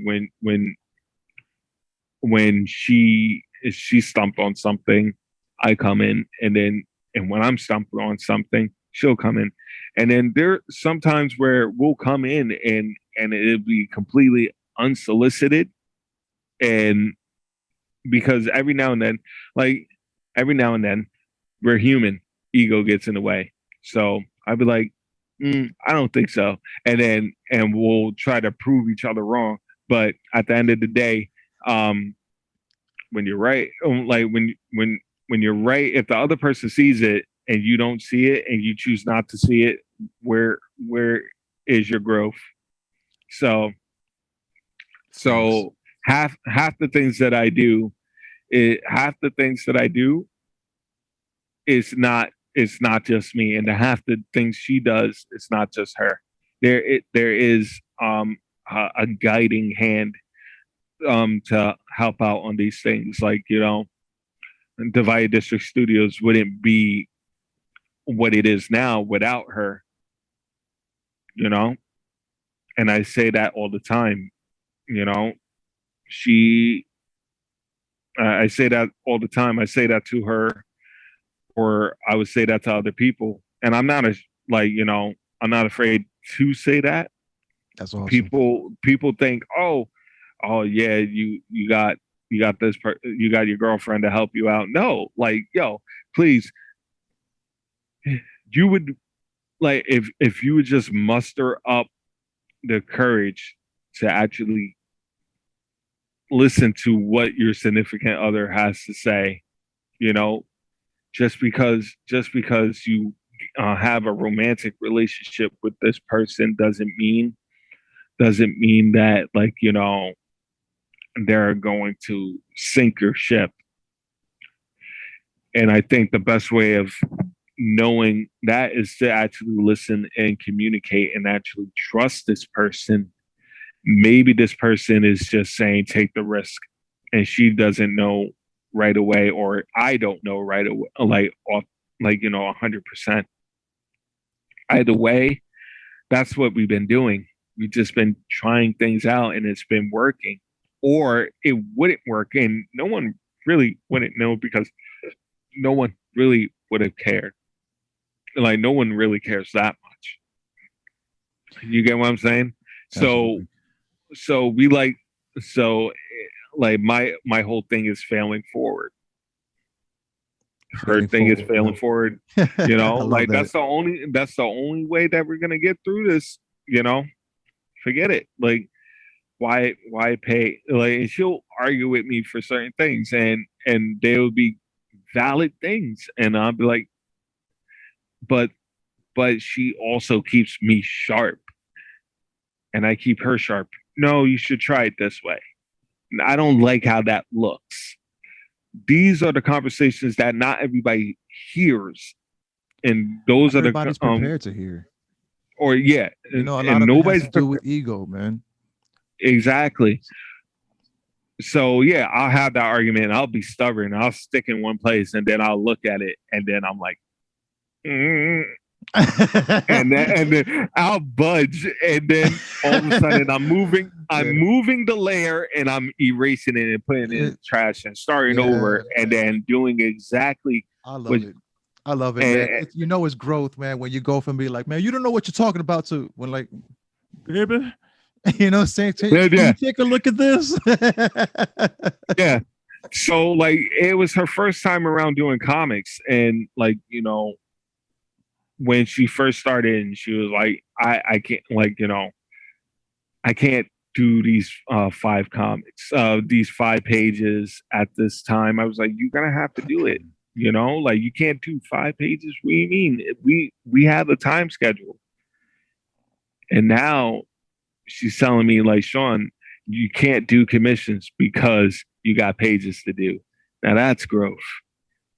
You know, she's keeping me centered at times, because I'm like, yeah, we gotta, like, you know, I may have I like, you know, I may not have enough for rent, so I have to pick up and hustle on these commissions. And because I had to put money towards this event or this item for this business. So we have to find ways of making sure that everything is being taken care of. And then also that, you know, lights are on, food is in the fridge, everybody is away from the hospital, everybody's healthy. Sometimes it takes money to do that. She was like, forget about that. You got a project to do, you know, you gotta work on that. And I would get upset. I'm like, who do you think you are telling me? And I was like, but at the same time, you know, you put that ego to the side, and you're like, you know what? She's right. You know, and I love that lady. Like, if it was myself, and so, and it took me a while to even like myself. So in order to keep myself at a certain plane that I need to be, I need to treat myself just as I need to treat myself just as much as I treat her. Like, and I got to treat us equally just as good. So I can't put her in that state as you know, because if it was by myself, I wouldn't put myself in that state. I can't put her in that state, and she wouldn't put, and mostly because she won't put me in that state either. And so we are each other's batteries, and we work on ourselves as just as much as we work on our relationship with each other. It is weird because we talk to each other on, like, you know, I'll wake up, the first thing I hear is good morning. The second thing I hear is what I need to do for DDS. Wow. That's so before good. I go to work. And there are times where I can't take too much of the overload. But then in my head, I'm like, yo, you're starting a business. You gotta do these things. You know, you gotta hear these things, because as soon as you wake up, when you and her have the millions, and yeah, we're talking millions. We're talking about when we gather up, like, we're calling it in. Mm-hmm. You know, we're trying to manifest, not even trying to manifest that, we're manifesting it. Like, we'll get our millions through our work. We can't win the lotto. It won't work for us. We can't win on anything else. It won't work for us. Sweepstakes, no, nothing. Our luck relies on our work. So we have to meet the work. And so in order for me to get to that stage, I have to prepare to wake up in the morning in the middle of a mansion I've never been in before, but apparently I own. I have to look at the phone and listen to the assistant and be like, yeah, okay, we got to do this. Okay. Brush my teeth, take my robe, go upstairs, go into the helicopter. Hopefully I don't crash. Oh, but these are dreams. In order to make that happen, you have to prepare yourself for it. And that's, and she definitely put me into that zone. And yeah, as much as I hate it, I still love it in a way where, like, I guess a toxic person goes back to, like, like, you know, goes back to their old humble way, like the good old ways, you know what I mean? Like, you know, like or like someone who is going through like a bad habit, you know, like a Mhm. very heavy smoker would go into like, yeah, I'll quit for a few weeks and then back to old pack again. Now, but Like, when you have somebody there, like literally helping you outline, yeah, you know what I'm saying, or keep something in exactly. mind for the day to towards your long-term goals, bro, Right. that's major. You know, Exactly. it counts for so And much. that exactly. So like in my way, like in my head nowadays, you know, it's no longer nagging. It's no longer complaining. It's no longer like it's not even that. It's she's been rooting for me. She's rooting for me.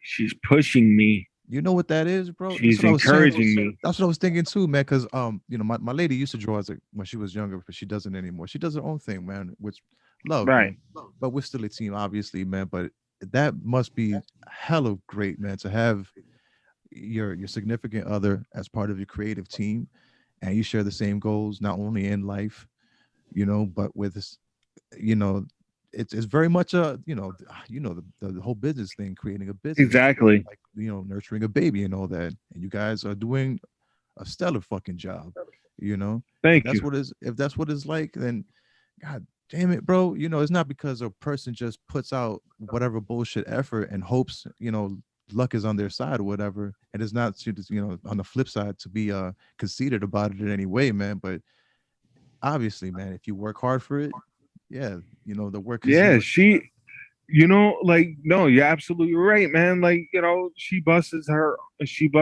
ass, and I tip my hat out to her because, like, you know, she wakes up in the morning.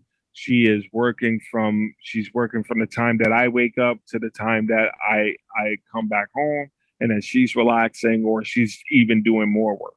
But she never stops, and that's the type of person that I am. I don't stop. Like, I wake up in the morning, I'm working from 7 to 3, I come back and I'm always moving something, and I'm trying to do a little something productive. Sometimes I rest. There are resting days. You You know, got we're to. human. And like today was definitely a resting day. Tomorrow I'm waking up bright and early, ready to draw. I'm off all day. So we're talking about a good 12 to 16. Smooth. I love it. 12 to 16 smooth. But yeah, man, like, you know, so like she picked up a habit from like that type of habit. Oh, that's right. She got into Not art. She got into art because of you, or along the way, no, or has she always been no. into that? No, like she's always been into art. She's always been artistic, and she's always been super creative. The and you know what? I really want her to come into this room and actually speak for herself. Like, wait, hold on, wait, baby, can you come here for a second?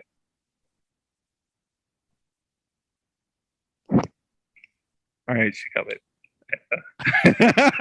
I'm like, but but no, like, you know, she's always been super creative, and like I always feel awkward talking about her, and she's in the other room. I want you to meet her. Yeah, that's pretty much the same feeling, because old lady's in the next room. She hears all the jokes I've been, or every reference to her. So it's like, Hey, baby. All right.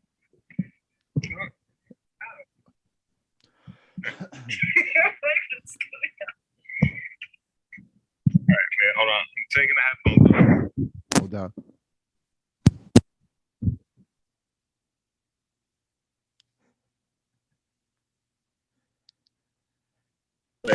Can you hear me now? There we go. I was worried for a All bit. right. He's All right, Jody. so Nice to meet you. Hi, nice to meet This you. is Seven Star. Cool Plat- background. Che. Yeah. Che. No doubt, guys. I was just I was sharing him with him how proud of, because again, I haven't exactly kept up throughout the years with Shawn or whatever, but we picked got to know each other back in like 2016, and just sharing. Crazy proud of what you guys been doing. Thank you. The art and this crazy push, and he goes on and how you guys just stay motivated. And yeah, looking at both of y'all is it's crazy, man. You guys make a great team, and continue to do what you do, man. You can only expect great things, man. I know I am, but yeah, Shawn definitely got the "there goes my baby" face. I was like, you coming?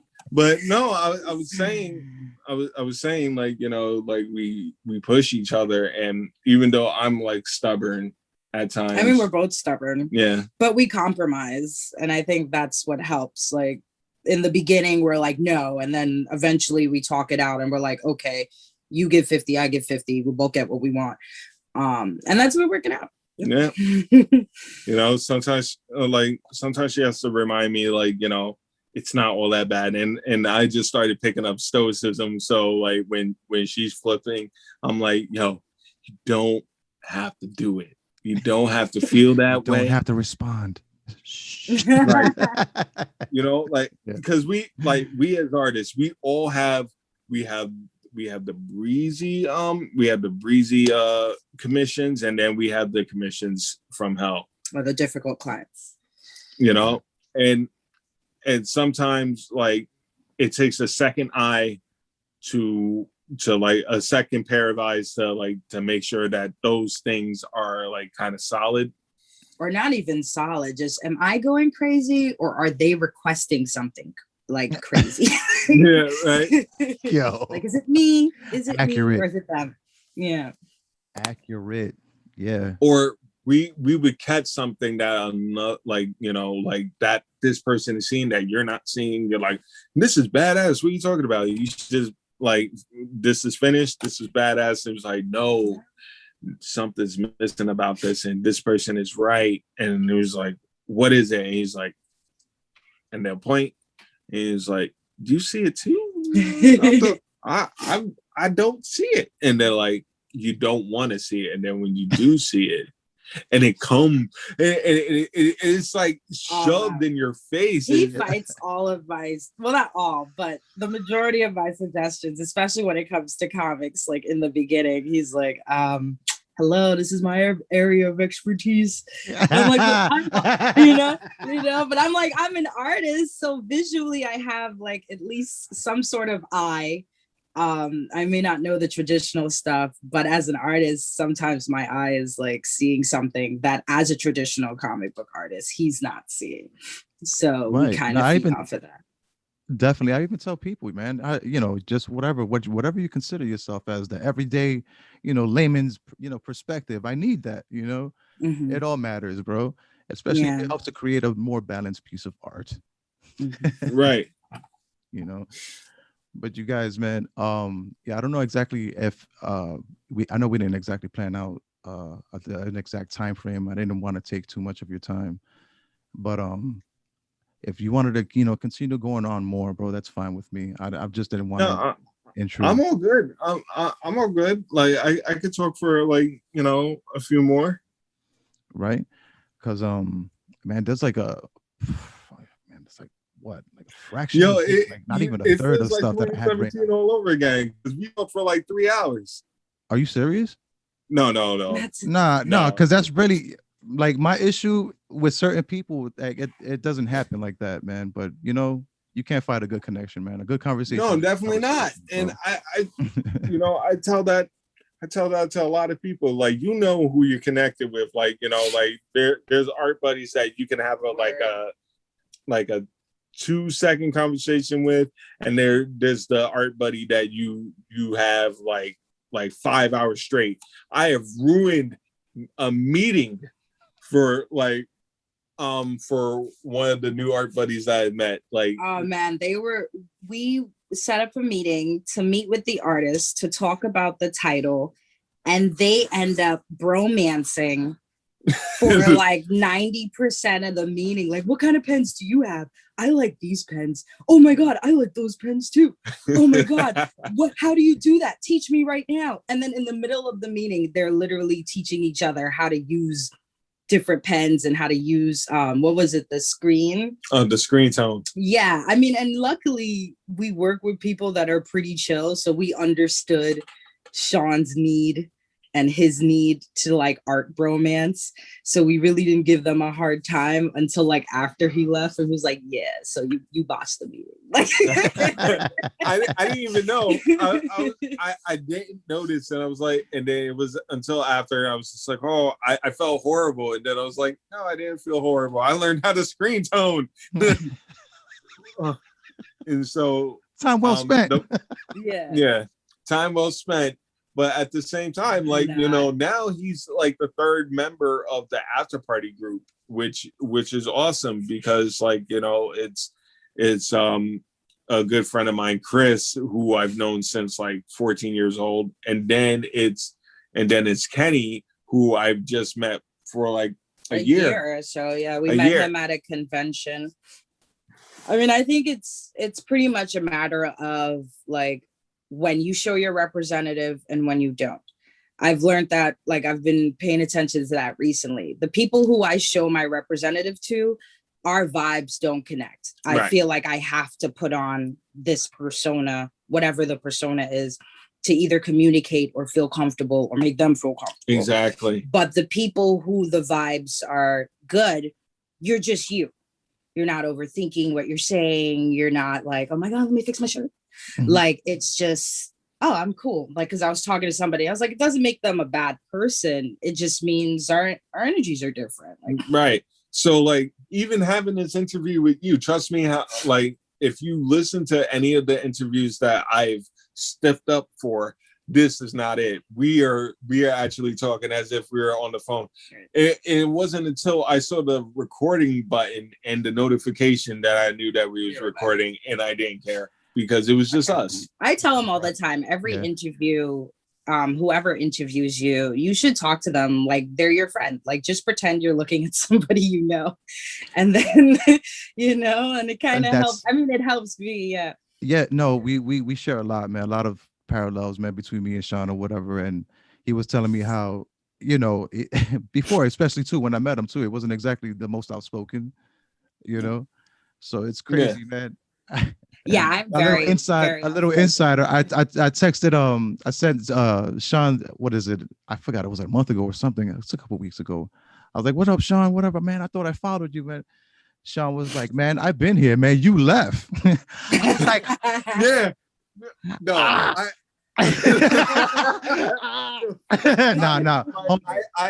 Homie, I didn't bring it up like that. I'm like, yo, you know what? He's absolutely right. He's absolutely right. Nah, bro. Nah, there's no guilt here. Don't worry about it. It is really all good. My point is that even if I again, we share a lot of parallels, and I'm plenty stubborn. I'm a freaking Taurus, bro. I am stubborn. It's just one of our things. But I've just, you know, try to make a move towards like a little, you know, being more understanding, a little bit more open-minded, you know. Right. Yes, perspective is a huge thing. Yeah, and I kind of I find myself like changing, because I used to be a little bit more open-minded than what I am now. I find myself, I don't know if it's because with the aging, you just feel more confident or whatever with certain things, and you should, you know, oh, I know this, so I'm just gonna shut out, you know. But everything changes and changes and changes. But I mean, you get to a point, I think, where you realize what you like and what you don't like. For me, when I started getting older, it was about maintaining my inner peace. Mm-hmm. Like, if you put me in a situation that is way too stressful, that's unnecessarily stressful, I'm nipping the cord. I don't care. I will give you back all of the money. Like, I don't care what it is, because my inner peace is very important to me these days, especially because stress is a killer. Yeah. Yes. And a lot of my relatives deal with, like, have passed away from cancer. Like, I have a few, and every one of them, it wasn't like, oh, I was diseased. Every one of them was like, oh, the stress took over. And that was the one constant. And I was like, yo, I don't want to be stressed. And sometimes it's a little selfish, you know, when you're focused on your own inner peace, but it's needed. Right. Like, at the same time, like somebody, I was talking to a 93-year-old who is walking and talking just like me. There's like, even though they need to be need to be monetized at like, but only on a certain level. This person is just relaxing. He'll light up a cigar towards, like, you know, you smell it, right? I'm like, you're smoking, you're 93, you know? And he sneaks up, sneaks the little nip bottles, and he's just like chilling, just watching the cars go by, and he's very happy. And I said, all right, you're smoking cigars, you're 93, you're walking, you're doing all this stuff, you like, you know, and you look happy. Were you happy in your life? He was like, not all the time, but it, you know, I was good. And he was very simple about it. He didn't make a big thing about everything. He's actually the person who got me into Stoicism. And the one thing I remember him telling me is that, like, he's like, oh, you're running a business, huh? And he goes, if anything, he was more of like my mental mentor. And he was just like, in a way, he goes, don't sacrifice yourself for success. Don't sacrifice your inner being for something that's not going to work. And then don't sacrifice that to try to make it work. I say you drop whatever is ailing you, and then you make something else work, and that will work even better.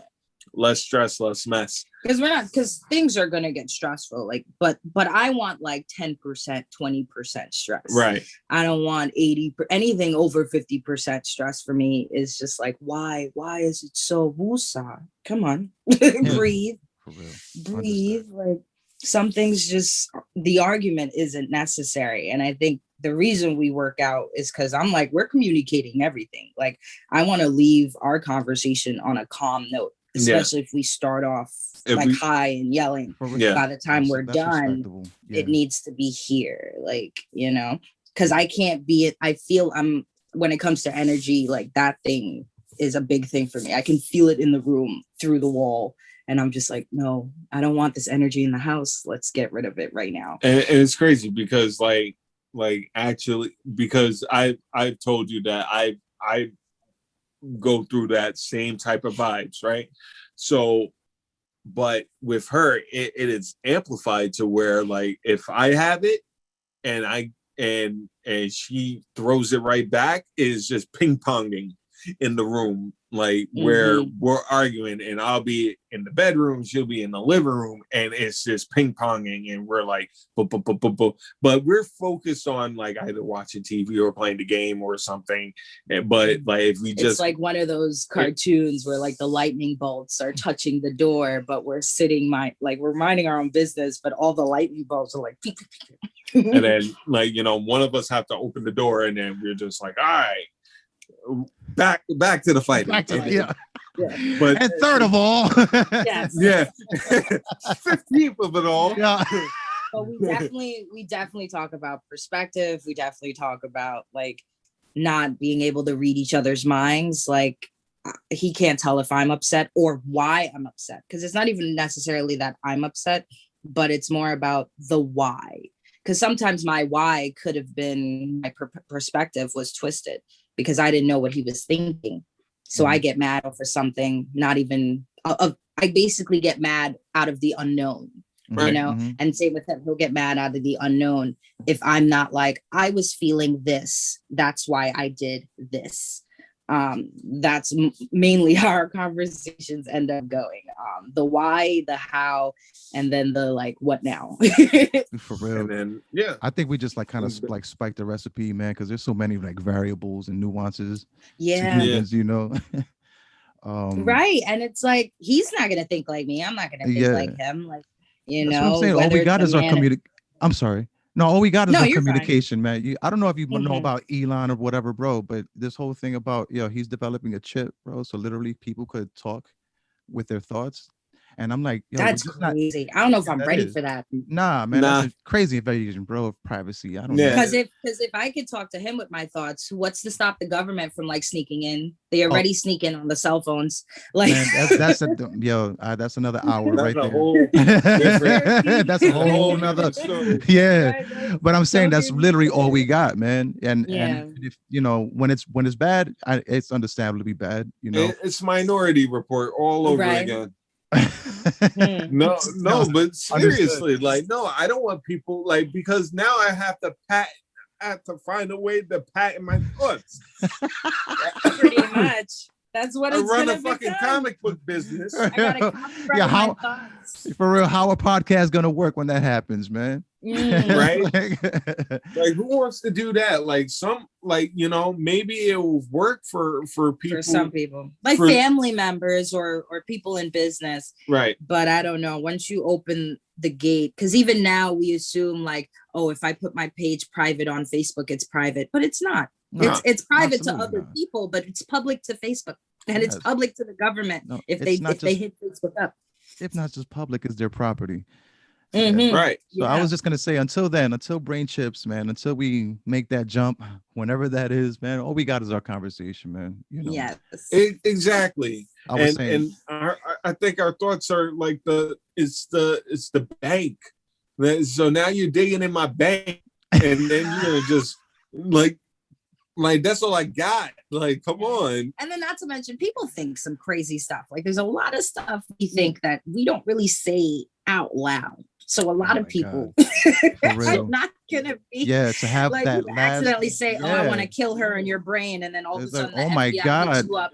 Yeah, your for real. Thought at 5:00 p.m. We saw your thoughts. You were gonna kill her. Minority. For real. Yeah, we're connected to some real world freaking supreme intelligence, man. They send in the cops. Word. And was that would be cognitive premeditated murder. Right. Like what? It's crazy. Cognitive premeditated. Oh no. How much you said? I don't think he meant what you said. You're good. You're good. You're so good, bro. It's hilarious. No, just like straight up disbelief. Like what? That type of word. But yeah. And the funny thing is, it's like this is not original idea that he has made up. This has been in many people's minds, like because that is also a form of stoicism. To get into someone's mind and actually understand where this person is coming from. Because if you can understand what's going on in the other person's mind, then that means you can control at least your end or know how to maneuver around the other uncontrollable end. See, if anything, that's what I seek, man. It's just that understanding. I don't ever try to wish to take it that far. You know what I'm saying? If I can sidestep some stress, I'm like Jodi, bro. Let me get like about 10%. Yeah. Back up a little bit, 6 feet. Yeah, so much that we subject ourselves to, man, and that's another word. story. I've learned to be, oh my God, I've become so selfish, like even to my own family sometimes, because they as an artist, they assume all I'm doing down here is just sitting. And at times they'll call me and be like, yo, I need you to drive somewhere in like 5 minutes. I was like, well, I'm drawing right now. I don't want to go. I got business. Instead, I feel guilty. But now I'm like, you know what? I don't want to go. I can go tomorrow if you want me to go tomorrow, but I'm not going right now. I had to learn that.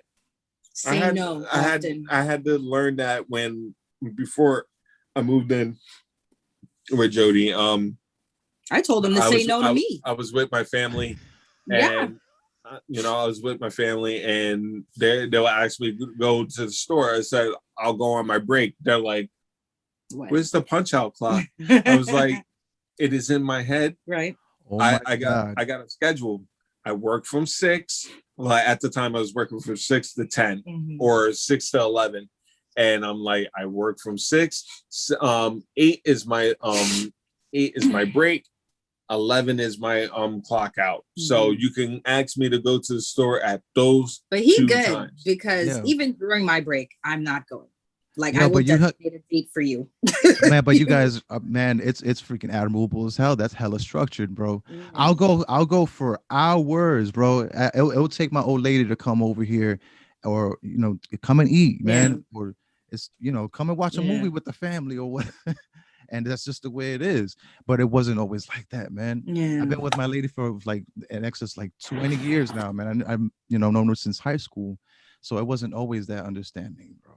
Right. Yeah. And no, I mean, like, I met Shawn at the right time, and I think vice versa for him. He met me at the right time because we were both, I guess, in the beginning of our evolve. Like, we were both evolving when we found each other. Oh God, it's beautiful. Yeah.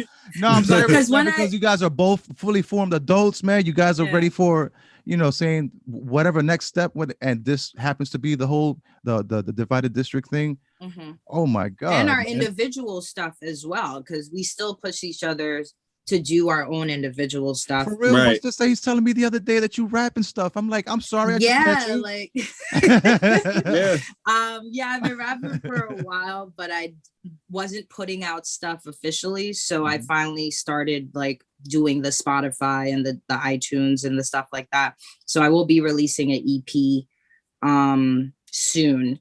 But for the moment, I have one song out that's on all streaming platforms. It's called Goat. And then for the other stuff, I just have mad songs on Reverb Nation from like back in the day, because the people I were around, they weren't really teaching me about it. And it wasn't their, I guess, responsibility to, but I still wasn't being open to the possibilities. So it wasn't until I left that I was like, oh, I don't need a huge company to put out music. Mm-hmm. Oh, say no more. I could do it myself, because the whole time I thought I needed like somebody else to do it, and I was sort of under an umbrella of advisements, and I'm like, no, I'm gonna do my own thing. Y'all gonna take me as I am. And it's been good. Like, it's been good. I also started a female cipher series for female rappers, just so they can feel comfortable in their own element, because a lot of times we're expected to be Cardi B and Megan, and there's nothing wrong with those ladies. They make good music, but I'm not that, and every woman who raps is not that. So I think that's what I'm trying to tell people. Like, I think it's 2021, bro. There's hell of a lot of different flavors, bro. You don't have to. Exactly. And it seems like the same thing, Shawn, bro. It's like, the freaking Sega versus Nintendo thing. No, it's like, no, I'm not freaking DC or Marvel. I am both. Exactly. like or even like, all right, so over the past year I haven't even been buying DC, Marvel, Image books. I have a bunch of them at home. What I've been doing is just been buying independent comics, indie comics. Like, why not? We're all doing the same thing, and not only that, but a bunch of them have like some good stories, some great stories. So like actually I just got a set of books from a group called E4 Comics, and they've been rocking with us for a while, like and we're just like, they finally got their Kickstarter out. I'm gonna put in a couple of dollars, and so like I'll put in, and not just for the hopes that like if we did a Kickstarter or but when we did support. Because I'm kind of tired of the capes. Like, so no on the cape. But it's not even being tired of the capes. It's being tired of people assuming that we're making books about capes because we're doing comic books. Right. You tell you how many people's like, oh, I don't read comic books. And then when you ask them, well, what kind of comic book you talking about? Oh, Superman, Wonder Woman, I'm like, no, that's not that's not what we're writing. That's crazy all. that you guys bring that up, because I'm like, damn, I hope we're not like the MCU thing and the superhero movie genre or whatever. I'm like, I hope it I love it though. But I hope it doesn't like fizzle out to this like obscurity. No, because I think they are good for what they do. Like I will always love Batman. They can redo Batman 100 times. I will watch it. They redo Wonder Woman 100 times. I will watch it, because we grew up, those guys. I feel like the problem is when they try to, I guess, reinvent it. And they have a lot of comics right now that they're starting to turn into series, because I'm more of like a wait for the animated show kind of comic book lover. So I just found out about Invincible after watching the show. Yeah. And I was like, whoa, this is crazy. Or even watching The Boys and finding out that was a book, or The Preacher. He put me on The Preacher before I saw the show. So that was a little different for me. But I still enjoyed the show more because I didn't fully finish the series. Yeah. But stuff like that, you would never know what books have become a show. Right. And what I was going to say, what I was saying in reference to, like, I think it was like in the 1930s or something. Fucking, I don't even know. I'm not a comic book buff, bro. Yeah. But I think it was something like that, 1930s and 1940s, like the whole superhero genre thing, like fizzled out or something. And then they started to focus more on like real world stories, war Right. stories. Your Woman wasn't dramas. Originally. Yeah. So I'm like, damn, I'm hoping the same thing doesn't happen again. I mean, it's gonna evolve. I think it's gonna evolve. Exactly. Wonder Woman was originally about bondage and sex. Wow. And yeah, like it wasn't even about like her being what she is. It eventually turned into that when they realized like that the female was feeling empowered to be dressed and to do a certain, like they just eventually gave her missions. But in the beginning, it was literally just like a doctor and like two psychologists just messing around with bondage and sexuality and what's the monogamy and yeah. So I was like, even that, like if a sex book can turn into a female symbol of empowerment, so now that she's like a walking poster child for I do what I want, then it won't fizzle. It'll just change. And I think what's changing now is we get the superheroes that are flawed. Yes. I like those stories. I enjoy those as well. My favorite type of superheroes are the flawed ones, like Invincible, the tortured ones, and Spider-Man, and they make them more real. So, but one of my favorite superhero comics is completely taboo, but it was so progressive that you could not just be like, oh, this is trash. There's this Image book called The Pro, and it's about a prostitute who has superpowers and joins the Justice League type group team, and she she does a lot. She does something. She saves the world one body at a time. I didn't even read the book. I'm just making jokes. She does a certain thing to Superman, the Superman type character. The Superman type characters responds in a certain way to a point where a wing of a fucking B-52 gets hit, and they a jumbo jet traveling transporting plane. Yeah.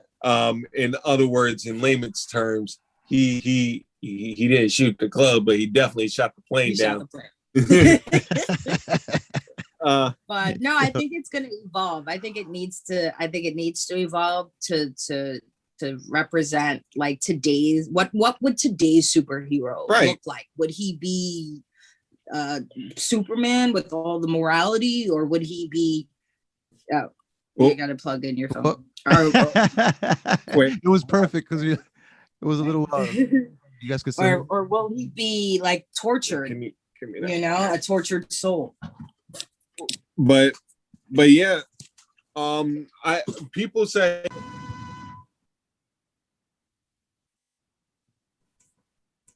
all right, now I can hear you. Oh, oh shit, wait, hold on. No worries. Oh yeah, all right, now you can hear us, right? Yeah.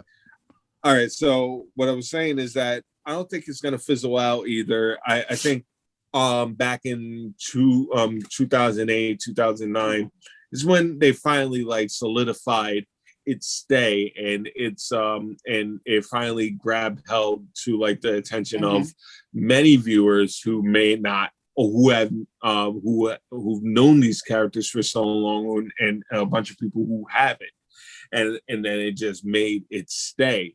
And what it's going to do is just evolve into something greater than that. And I think the true believers will still be giving it to their kids. Right. You know? And it just made it stay the same way that comics made it stay back in the day when like comics were like 5 cents a pop, you know, and Superman meant something. Superman was pretty much a Jewish man from outer space who fought against evildoers and fascism. No, technically he's an alien that was converted to Judaism. Well, listen. Either way. Jodi with the well, actually. Either way. I'm acting like I know stuff. Like, yeah, back in 1825 when they wrote it. It's like now's my chance to flex that one bit of information that I like picked up years ago. Right. But either way, it has found its way. Like yesterday I saw this like 1940s, 50s episode of Batman. This Which is one before was, Adam West. Oh, the black and white. Black and white. Yeah. And I'm watching them fight, and you hear the music in the background. It wasn't even no bam, no cow. No, it was like that, yeah, freaking like real climactic music. Yeah. But like hardly, I'm sorry, like hardly any visual to complement what's the action or anything. Exactly. Think it was, yeah. And like seeing that, I'm like, we've came so far, like because that and you know what? People used to think those graphics were cool, and now we complain about the graphics today. Crazy how that works. This is awful, and I'm guilty of that too. Like, this could have been better. Like, dude, the thing just exploded and dropped from the sky, and the camera angle was directly in his face. Like, they weren't doing that back then. You know, I think we've been fed so much information over these past 20 years. Is that like, you know, we became our worst enemy when it came to entertainment. Like and so we have to be, and then not only that, but technology is also evolving as well. Like we had someone like our the engineer who worked the virtual Kenny, he was like, you did this on your own? Oh yeah, he was mad. Not mad, but he was making jokes because basically I'm a video editor editor. I do multiple projects where I have to edit videos, and I use stuff like Filmora, sometimes TikTok or whatever, iMovie, whatever I have. That you see how the eyebrows raised? Like no, I'm saying it gets it done, right? Real. Oh, okay. No, you're good. Use like Film Pro or like the professional programs. That's what he's using. But I'm using a program that will get me to the same result at a shorter distance. And he's just like, wow, like I would have spent a whole week on that. You just did that in like a day. Yeah. Because they have all the effects already there. And it comes out really crisp. Like our Kickstarter video was made with Filmora and TikTok. Right. Is that what prompted that comment on TikTok? Like, bro, don't tell me this is the Kickstarter thing. Oh no, because on TikTok, what happened was, as I was playing the video, I did a voice recording, and then I was somebody was hating. I was kind of making blatantly, and I was like, and he was like, bro, please don't tell me that's the actual Kickstarter. And so the very next day, I showed him. Actually, yes, it is. Yes, it is, and it's funded. Don't right, because this, and then I knew that he I didn't know the person, but I went into his profile, and the caption on the top, it says, "If you're here because of a comment I made, have a nice day." Most of the trolls on TikTok are kids. That's what they do. You can tell by the way they respond to things. Like, it sounds like they're saying, well, I know that if I you don't know because I make movies and you don't like, that's how their comments sound to me. Like the little kid trying to tell you a story, and I'm like, you're young, aren't you?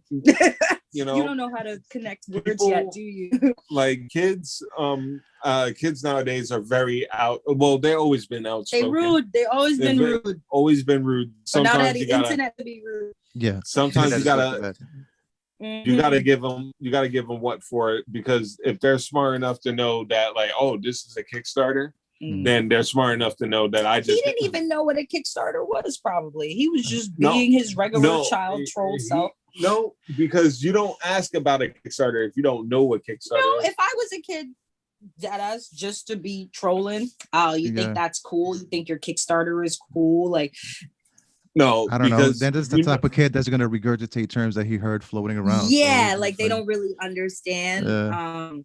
But like, for example, he was live and he was talking to this kid, and the way she was talking to him, I'm like, she sounds young. Yeah. So he's like, yeah, I'll send you stuff. And I go to her page and I'm like, wait, no. Sweetie, get your parents. We're not taking your address unless your mom or your dad says we have permission to mail you stuff because you're bugging. She was like, I have to ask for, I was like, okay. And then I didn't put two and two together. She was like, my mom's in the other room, but I don't know. And then once she said that, I was like, what adult would say that? You know, and then when we found out, when I found out, because I was like, this she alerted suspicious. It. I said, oh no. Because he was talking to her like she was an adult. And I'm sitting here like there are certain things, especially in this day and age, that you can't say to a kid. Like, give me your address or give me your phone number. Right. Quick red flag. Yeah, you can't say those things. It's a little weird. And he's like, I'll give you all this free stuff. Just give me your address. And I'm like, Shawn's a good guy, but a lot of pedophiles do that also. So I'm like, let's not. He's like, I'll give you all this free stuff, and I'll show up at your doorstep. And then when she said, I am no, you shouldn't even be here. Right? It was too late. Your bedtime passed. You should be sleeping. Like, get out of here. I was like, man, I can't even hate on these kids though, man. We could be like, oh my god, the trolls are trolls. They're kids, man. But you know damn well if we had a hold of the internet when we were kids, man, we would probably be doing the same thing. I know my ass was doing stupid prank calls to the pizzeria. I was in the chat room being annoying, like, you know what I mean? So I can understand. Right. That's why I just laugh, because I don't really pay them no mind sometimes. Because like I said, you can tell from the way they write their comments if they're kids or not. Because I had a video that went viral, but it went kid viral. And I was like, ugh. And at first I was following everybody, and I was like, wait, let me look at these pages, all kids. Yeah. So then I made a comment about, how I don't follow people back if they're kids or whatever. And all the kids, I'm a kid and you followed me. I was like, I'm about to unfollow you right now. Okay. But some of them I'm like, if you have an art page and you're not being a nuisance, I'll follow you. Like if you're young and you have some sort of purpose besides being a troll on the social media, or just being a kid in TikTok, exactly, and then I'll follow you. But for the most part, no. Because every now and then, because I curse on my page and I'm not trying to parent, but at the same time, like, I'm not about to follow you. So I feel like me following them back is me letting them know, hey, I'm comfortable with you being on my page and me cursing out, me smoking and whatever the case is. I don't want them to feel comfortable. I want them to be like, oh, she didn't follow me. Let me unfollow her. Right. No. Also, they also want to learn. Yeah, like, some of them learn. How do you use this? What are you using? What are you doing with that? Hey, do you know how to screen tone? Hey, like somebody asked me how to do bushes, and I did a video on bushes, and they've been practicing on bushes. And even adults get down on that too. Mm-hmm. Like, so that's been like the niche. TikTok has been it's way more supportive than the other social medias. And I think it's because their privacy laws are a little different. Like, they have restrictions and community guidelines, but as far as like your reach, if your account is public, you can go live and hit somebody in Ethiopia and they don't have to be following you. They could just see your video, you know? And you don't even have to go live. It could just be a post and that person from Ethiopia will still see it. Exactly. I mean, we grew followers like that on TikTok, like it was nothing. And on Instagram, people are unfollowing me by the day. I wish they had the same feature. It's weird. It's just different. It's more like, it was more open. Mm-hmm. It was more open. And then not only that, I don't want to say supportive. I want to say interactive. A lot more interactive. I say supportive because there are multiple groups in place that other people have put together to help you either get more followers or to help you get more views or more likes on your video. They don't have that same program on Instagram and Facebook. Right. Like, I wish it were the case. Like, if on Facebook, they probably do have groups, but when you go into a TikTok bro group, you need to be active. Like, right. Can you school me real quick? They got groups now on TikTok, because it's like, what? I haven't been really on TikTok. Yeah, it's more like one main person who has a following. It's grow parties. They're grow parties, and all of these grow hosts know each other. So they sort of like recycle people. So like, let's say you're a grow host and you see somebody else live, you would tell all your followers to go check out the other grow hosts. And then like, and the combination helps you get more followers. So it's not necessarily a group, but it's a person that sort of goes live all the time and they have a following. And that following, depending on the grow party, is very supportive. Like, they'll go to all your videos, they'll watch, they'll like, as long as you return the favor, and they'll follow you back. And now the dual lives, you can go into somebody else's live while you're live with the people that you're live with. Like, I wish I could go on it. I mean, I could probably go on Instagram and start a follow party, but the only difference is I wouldn't really get people who aren't following me unless I added somebody else to my live. So in that sense, the reach on TikTok's way easier. Yeah, so much easier. She is the TikTok. Oh yeah, she is the TikTok. I had hopped on. I was. I'm sorry. I had hopped on back in like late 2019 or whatever, and I got off. I left off when I feel like I did too much. I left off. It's been like a year or whatever. I grew a crazy following and everything, man. But it's like, I didn't feel like it was doing much for me. I don't know, bro. Yeah. But I just totally unaware. So the groups, the lives work similar to like an Instagram that you can an Instagram live that you could get more people into your live. Yeah, like they literally have a collective. I don't know if they have a group chat. It seems like they have a group chat because they're Instagram? No, on TikTok. On Instagram, I haven't really seen many. Like, I've seen people try it, but it always fizzles out. Yeah. Whereas these TikTok grow parties sometimes have like 100 to 200 people, and they literally just sit on the camera and play music, and they're like, "Hey guys, everybody follow each other, and you guys follow back, and if anybody unfollows, then you could unfollow them." And like, some people are doing it just to get the clout and the numbers, because there are people who unfollow you the next day. But it's not it's people just want the numbers. Yeah, people just want the numbers. But at least on TikTok, I can see who unfollows me and go back and return the favor. On Instagram and Facebook, not so much. But at least Facebook, if you unfriend someone, then it's both sides disconnected. Right. If there's one thing I wanted to bring up, I had gotten into TikTok, man, because it was like this whole race, to get on the next platform.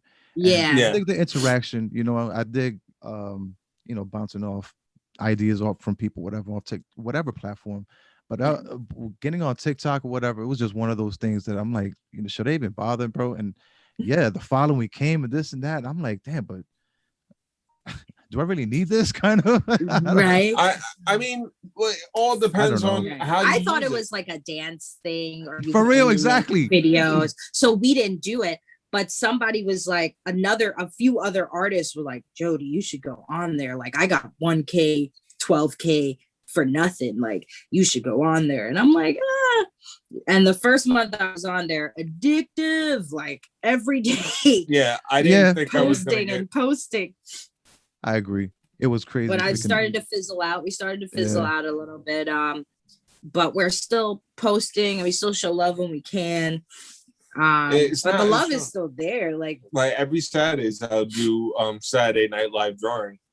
And I've always been trying to get somebody. I'm like trying to get one of the Instagram people, like either Chris or Kenny, to join in, so we can do like an after party on TikTok, and we can actually play music. Yeah, instead of trying to find savvy ways to get music being played in the background, or trying to like completely entertain the masses with our banter of bullshit and drawing. And like the drawing, it's the drawing that does it. Right. But like once you have no conversation in between, it's like people come in, nice drawing, and then they're out.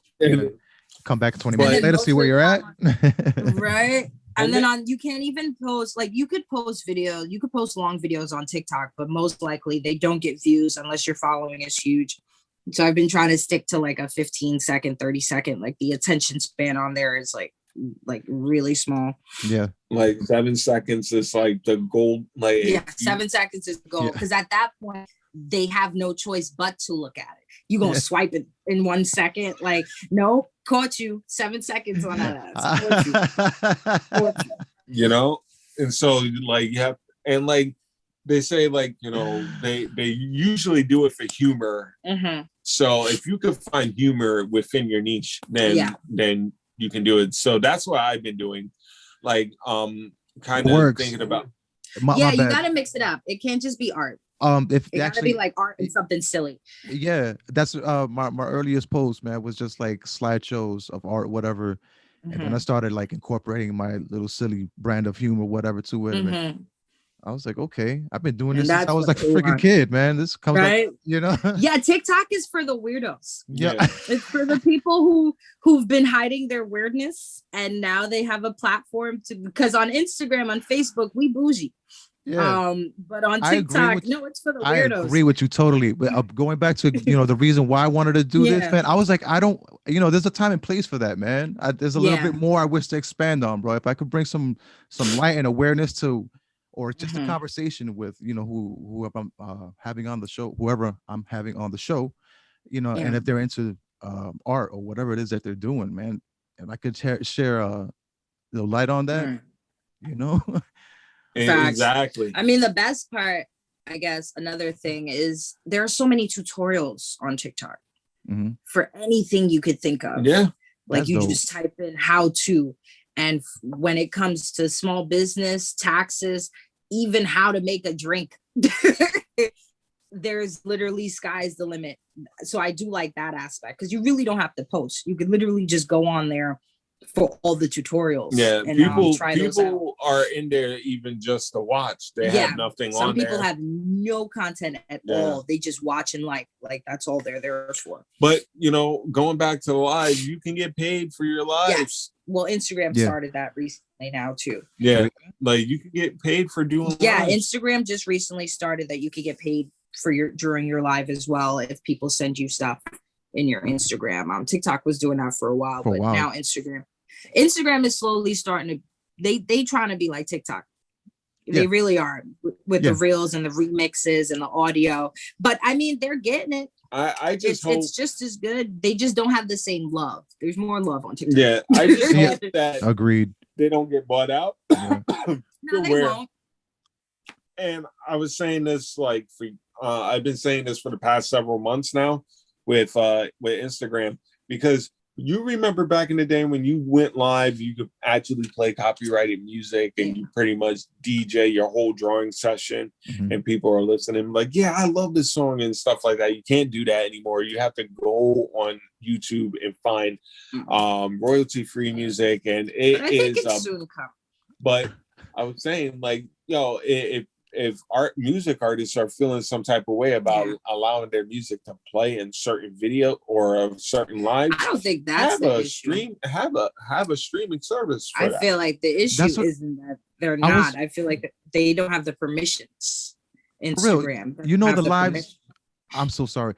No, you're good. Like the connection is like, so like there's plenty of live music being played on YouTube or something. It's like, why can't they do something similar on it's just they TikTok or don't have the something. Right. permissions.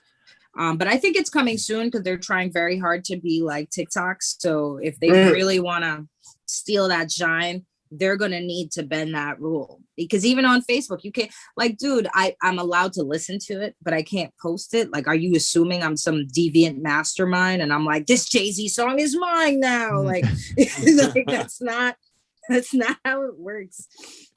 For real, it wasn't until like recent months that I started like just playing original beats and stuff, man. It's like, aha, you can't, Got you. Exactly. Put my collar on that. For reals. Guys, again, bro, in closing, because I know I've been here, guys, this is like super duper, like one of the most greatest, because we touched on so much what I was trying to say earlier. We touched on so much, and so much of what my talking points were, and I was telling Shawn, yo, my phone died where my talking points were. So I'm like, yo, this is exactly what I needed, Thank you so much, you guys, man. Thank you for having us, man. I super enjoyed you guys. You guys, I don't know if you guys want to share any information on district. Divided district, sorry. We have because we only touched on the whole divided district thing. You mentioned Uphoria, you mentioned a couple of but it's like everything went sideways, bro. Such is the nature of my podcast. I guess the only thing I would say is check out our social medias. We have a virtual event on June 5th and 6th. Some really cool demos on there. A glass blowing demo, a sculpture demo. We're also going to be talking about different people's Kickstarters and interviewing them on Sunday. So we have a few things in the mix, as well as like maybe a few giveaways. Our virtual release party didn't have a lot of viewers, so we ended up not giving away anything. We were supposed to be giving away that's books. more stuff for us. So, but in the district con, if we do get more viewers on that, we will be giving away like maybe a hat or a shirt or some more books as well. Posters, so on and so forth. But we also have a Kickstarter that is what, 22? Today, I think it's 21. 21 days left. Our first week we went in strong. Yeah. We made our goal of 3,000, and now we're like 45, and we're trying to get to the next stretch goal. So you can find us on Kickstarter, Divided District Studios. New releases from the sampler on June to all the way to our fourth title in December. Called Reshift, and there's a bunch of other titles like Uphoria, Home and Worlds Beyond, and we're Night Shift, and we're also sharing a bunch of other content goodies and so on and so forth. Because our releases are back to back, so that's pretty awesome.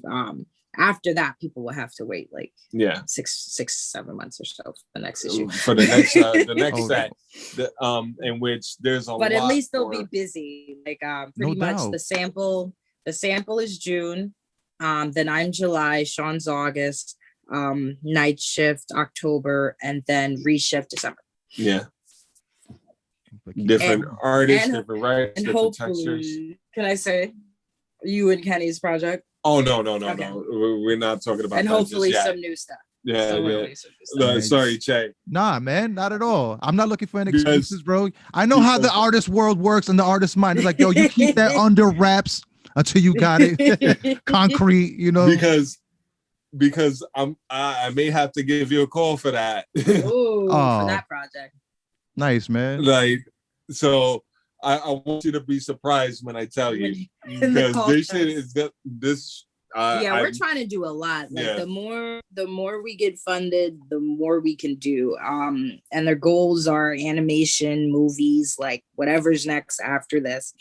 That's where we're going, because Divided District Studios will not just be a comic book company. I mean, it started out that way, but eventually we're gonna expand to like many things, whether it be directing videos, making movies, or like the sky's the limit for video games as well. Like we want to do anything that needs art, we're doing it. That is so great to hear, man. Guys, I'm so happy for you, bro. Keep on nurturing that baby. You guys are doing great. Thank you. Thank you. Thank you so much. And like this was an amazing time. I definitely love this podcast. I cannot wait for the next time we come on. And I know you like I didn't even plan that yet, but guess what? We're claiming it. We're coming in. Don't even worry about it. I was just gonna extend the offer. I was just gonna You're already planting thoughts. We're already planning. Yeah, why in the not? future, we're sitting here. This was an awesome vibe. Like trust me. Like when I say awesome vibe. Like we was definitely feeling it. And I was listening from the living room. It's mutual, man. Mutual feeling is mutual, bro. But you guys, awesome. I'm very proud of you, Shawn, bro. Thank you.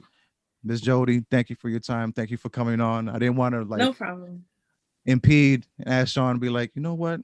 Let's get the lady on here too. I know you got your own things to do. And thank you. No, it's fine. It's about your driven. You got your own things. Yeah, we try to be individuals as well. So I didn't want to be like, babe, put me in the individual. So I always feel do it now. I claim it. Talking about like comics and talking about our company. I feel like no, I don't feel right. And I always try to segue her in if I'm just doing it alone. And like sometimes masterfully done. I'm saying he was like, I said Jodi like 6 times. Let's just bring her out.